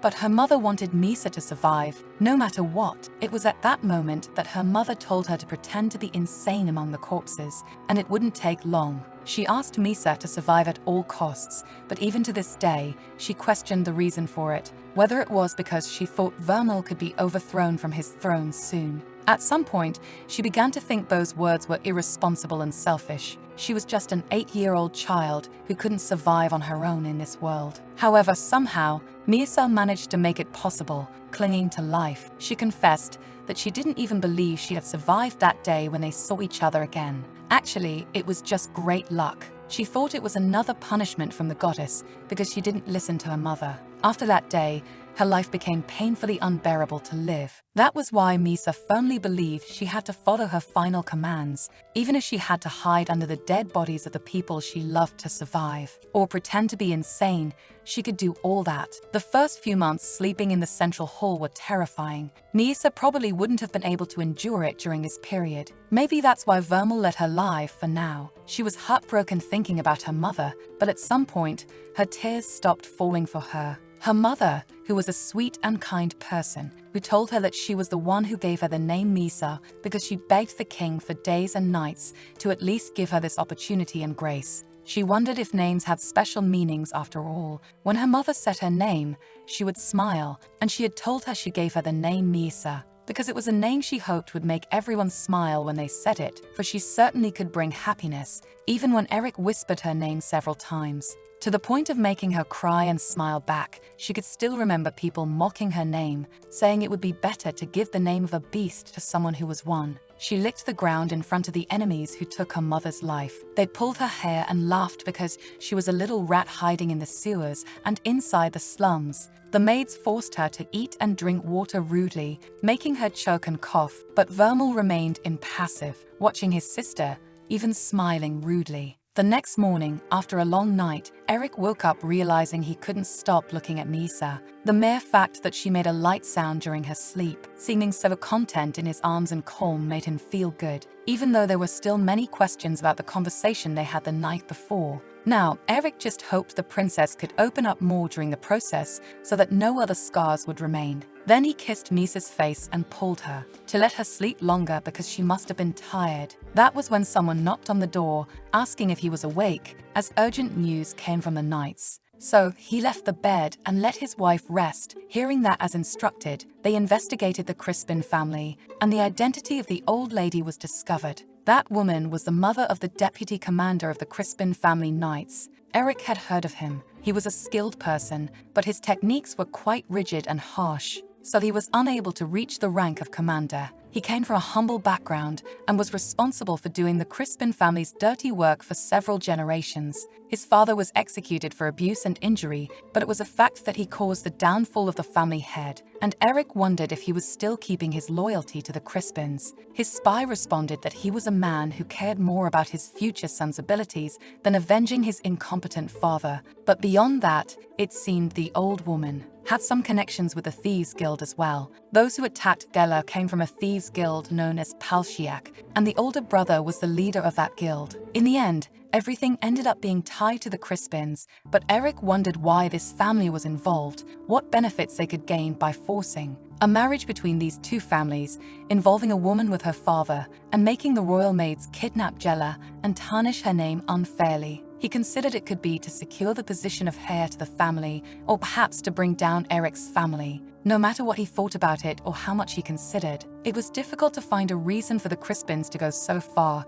so Eric sent his men to get some news on this family's movements later when possible. The thing that bothered Eric the most was that in just a few days, they would easily be discovered, which should mean that their schemes were full of holes. That was why it made him question why it was so difficult to uncover the bandits' funds. Their methods were strangely inconsistent. Perhaps the Crispins weren't the masterminds. The reason given by the Crispin family for arranging a marriage was for treason, and he wondered if this was the grand beginning of all the events, if it had all been a trap from the start. Suddenly, a servant comes running to inform Eric that Misa had started having a coughing fit, so he was told to call her husband immediately, and he didn't know what to do. Eric thinks that if these people were being used, just like the Clatney family, then the person behind all of this could be someone else, maybe even Vermal himself. Meanwhile, in the room, Deel and Malika looked at Misa with disgust, but they ordered to ensure and make sure. Well, for Misa, it might have been a bit embarrassing, but it should be enough. They were supposed to create an opportunity to report to the king immediately, but for Malika, it seemed like the perfect time, which caught the attention of the protagonist, who remained silent. A little later, the royal maids brought the makeup and properly locked the doors. Malika said that now that the common woman was gone from the room, the guards would be outside, which was a problem because Geller always had to question everything, but they decided to handle everything carefully because it would be an issue if they got upset. Misa wonders what the two were trying to do now and realizes that Malika looked grim when she said that she couldn't easily lose her husband's attention this way. This shocked the protagonist, wondering what exactly this was. A little later, Geller appeared running to greet Cullen, saying it took her a bit longer to arrive. But it was just because of her injuries, it was hard to manage things with one hand. Cullen ignored her and told her to hurry up because Misa had already been awake for a while. In fact, she was accompanied by the two royal maids, but when Geller entered the room, she didn't find anyone inside, so she realized they must be somewhere else. Meanwhile, the royal maids were busy getting the cosmetics, with Malika tending to Misa's makeup and Deel roughly holding her by the hair so she wouldn't move. The protagonist felt strange. Normally they would have slapped her face right away, but now they were just using a little balm of makeup for her skin. It was too suspicious. They wanted to find a way to cover her lips and face with makeup. Since they were in a hurry today, they should finish quickly. Even though there was something more urgent making Misa worried, she didn't know what it was. No matter how much she thought about it, if they just kept watching her this way. Suddenly, Jella knocked on the door asking if Misa was there, realizing the door was locked and shouting to find out what was happening on the other side of the door. The two maids froze in surprise because she wasn't supposed to be there now. Then Misa let out a loud scream until Deal covered her mouth, and Jella realized something was wrong. Even though she was knocking on the door, her arm was hurting too much. So she screamed for the guards to rush there immediately while the maids worried about what to do. It was obvious they would force their way through the door, but Malika told Deal to remove her hand from Misa's mouth anyway because they should finish this before they arrived. Deal worried because Misa might scream again, and the protagonist realized there was no escape if she was caught this way, but Malika wasn't concerned at all. After all, there were good excuses for this. If they asked questions, they would just say she was causing trouble, and that's why they locked the door, plus the entry was secure. So even with Cullen trying to force his way in, they wouldn't let him. Deal released Misa's mouth, who began thinking of ways to stop this situation before something bad happened. She had survived situations like this before, so she should be able to get through this as well. That's when Malika froze, saying that Misa was starting to look human. This made Misa tense because she had done it without realizing it. Avoiding eye contact would probably make it seem even stranger, but it was a ridiculous mistake she made. She wondered if they realized it so quickly. Her body suddenly filled with chills of dread. It felt like her blood would freeze at any second there. She wished it was just her imagination, but Malika was smiling at Misa. While outside, Cullen couldn't manage to open the door, even though he was trying to force it. Jella became worried, wondering what to do because if they went looking for the key, it would take too long. But now there was nothing else they could do, so she asked to wait a bit. Suddenly, Eric appeared asking what was going on, and Jella said it was an urgent situation. The two royal maids were inside, somehow holding Misa captive. Even though the door wouldn't open, Eric told them to get out of the way, and he simply kicked the door and forced his way in, knocking it down in a way that shocked everyone as the doors flew open. At that moment, he ordered the two maids to be restrained. Malika begged them to wait because there was something Eric needed to know before anything else, but Jella jumped on Malika. Furious, she grabbed her hair and kept her pinned down, questioning her if she thought it was fine to make nobles kneel, but they couldn't touch the hair of lower people. Jella restrained the maid on the ground, who screamed for them to let her go. Then Eric approached, asking if they had hurt Misa, pulling her into a hug, worried, whispering that everything was okay now, and she felt that familiar warmth and smell that made her feel calm, which caused her to tremble and feel safe near Eric now. She wished she could hold her even tighter. Then he lifted her up to leave, ignoring Malika's screams to wait, saying they couldn't just leave like that. Claiming that Misa had been perfectly fine the entire time, everyone had been fooled by her, but Eric glared at her and ordered Jella to gag the royal maid who had infuriated him. As they left the room, Eric said he now understood the situation and there was no need to worry, whispering that everything would be fine now, even as Misa trembled after what she had gone through. A little later, the knights examined what the maids had been holding, and it appeared they were trying to apply some makeup, a red lipstick meant to be applied to the hands. Eric smelled the product, finding it strange. When he had entered the bathroom earlier, there were clear signs of violence and resistance. There had to be a reason for this to have happened, and for them to lock themselves in there. If Misa resisted that much, even Geller suggested that something must have been wrong with the makeup and asked for 2 days to have the products properly analyzed. But Eric questioned if it really needed that much time because she should set a good example for herself, leaving her confused. Then Eric approached Malika with the makeup. Holding it close to her face, he asked if it was really just a regular cosmetic, and she recoiled from the product. So they removed the gag from her mouth so she could speak directly, but when they put the makeup into Malika's mouth, she began convulsing, shocking everyone. As the maid spat blood, Deal trembled just watching, and then Geller confirmed that Malika was truly dead, which enraged Eric even more, clenching his fists. The angrier he became, the colder his mind grew as he judged the situation. There was a high probability they were planning to slowly poison his wife with this. Considering that everything ended up as an accident, they had deliberately chosen a method that would take time, such as an indirectly poisoned cosmetic, to take effect over the long term. At some point, Cadney must have realized that all of this was Crispin's fault, and a great feud began to form between them, forming a clear division between the two families. Now, Eric wondered how far the king's calculations had gone, either by deliberately neglecting the treatment of the princess or to accuse Crispin of plotting something against them. It would probably matter in one way or another. What Vernal probably really wanted was the downfall of both families. If that was the case, Eric asked Deal about it. He would have to play their game for a little longer, just as they must have wanted, and the maid became nervous, stuttering that she didn't know anything about any of this, avoiding his gaze. Explaining that she was just following orders, Eric then approached, saying that Malika had been involved in various questionable things. He had heard about her father's debts, and that it went beyond what was imagined. Malika was even stealing royal decorations, and when it was discovered what she was doing, she got involved with a head maid. This was a woman named Namarea,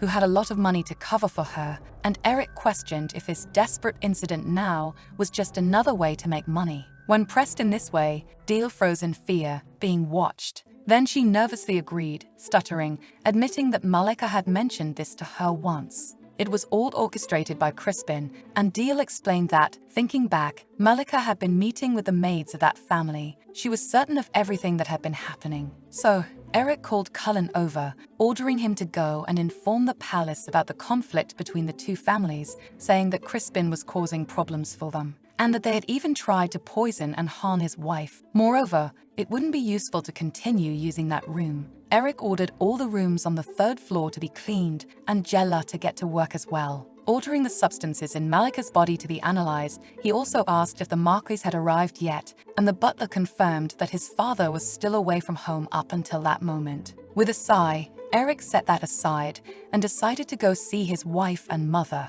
A little later, he met with Thali, who was holding Misa in her lap, furious after hearing about Malika and Deal. Trembling with irritation, she said she had tried to ignore the ridiculous talks earlier about the Crispin family, and Eric stated that it wasn't important right now, at least not regarding the Crispins. A royal family maid loses her life in the palace, and they had witnesses, and Adol realized that it was finally happening. A great catastrophe was being created, all because of a woman like Misa. Eric said that someone from the royal family should arrive soon, and they would need someone to corroborate the testimony given by Deal. Thali agreed that it made sense. If the king got hold of her and twisted her testimony, he would probably use it to attack them, and the testimony likely wouldn't hold much weight in this story. Then, Thali asked Adol who they might have that was influenced by the king, and she hesitated before answering that she wasn't sure, suggesting perhaps the head of House Salakes. That was Doid, the head of the family, the one who recently acquired the title. An illegitimate child wouldn't have any sense of how to navigate politics to oppose the king. But he could be a good figure after all. Everything involved 2 of the 3 pillars of the kingdom. When Eric later received Doid, he reflected that he was indeed the only survivor. Born as the illegitimate son of the head of the family and a maid, he survived by keeping a low profile to escape the king's wrath, then claimed his titles soon after. It was when he reached the age to knock on the doors of the royal family. Eric thanked him for coming so quickly after being called for a visit inside his home now. He laughed, replying that there was no need to thank him. He had just been spending time eating until night with nothing else to do. In fact, it was an honor to form connections, especially with Eric's house after everything. Eric just watched Joy drinking his tea with that huge smile until he mentioned the princess who had almost been hurt. It seemed like the royal family was taking all their time, and Eric thought they were probably stalling with some plan, replying that considering the involvement. After all, they were talking about 2 of the kingdom's great houses. Everything should be handled carefully. Then Doyd stated that it was no longer about the princess, but about personal conflicts. It also involved Misa herself. It was probably just some kind of romantic argument, and Eric responded that it wasn't like that at all. It was a feud between the 2 families. His explanation was probably too difficult for Doyd to follow, and he nervously replied that it wasn't like that, only that his lack of education had impoverished his words. He insisted there was nothing to worry about, still smiling. Although Eric felt something was off, he just accepted that it was good to hear that from him. That's when the butler appeared. Knocking on the door, he apologized for the interruption, but someone from the palace had arrived, and the one who entered was a man asking how Misa was doing, looking concerned for her. I noticed that many people who watch our content aren't subscribed to the channel. I need your support to keep making those videos, so if you could help by subscribing, I'd be really grateful. Thank you from the bottom of my heart. See you next time. Bye-bye.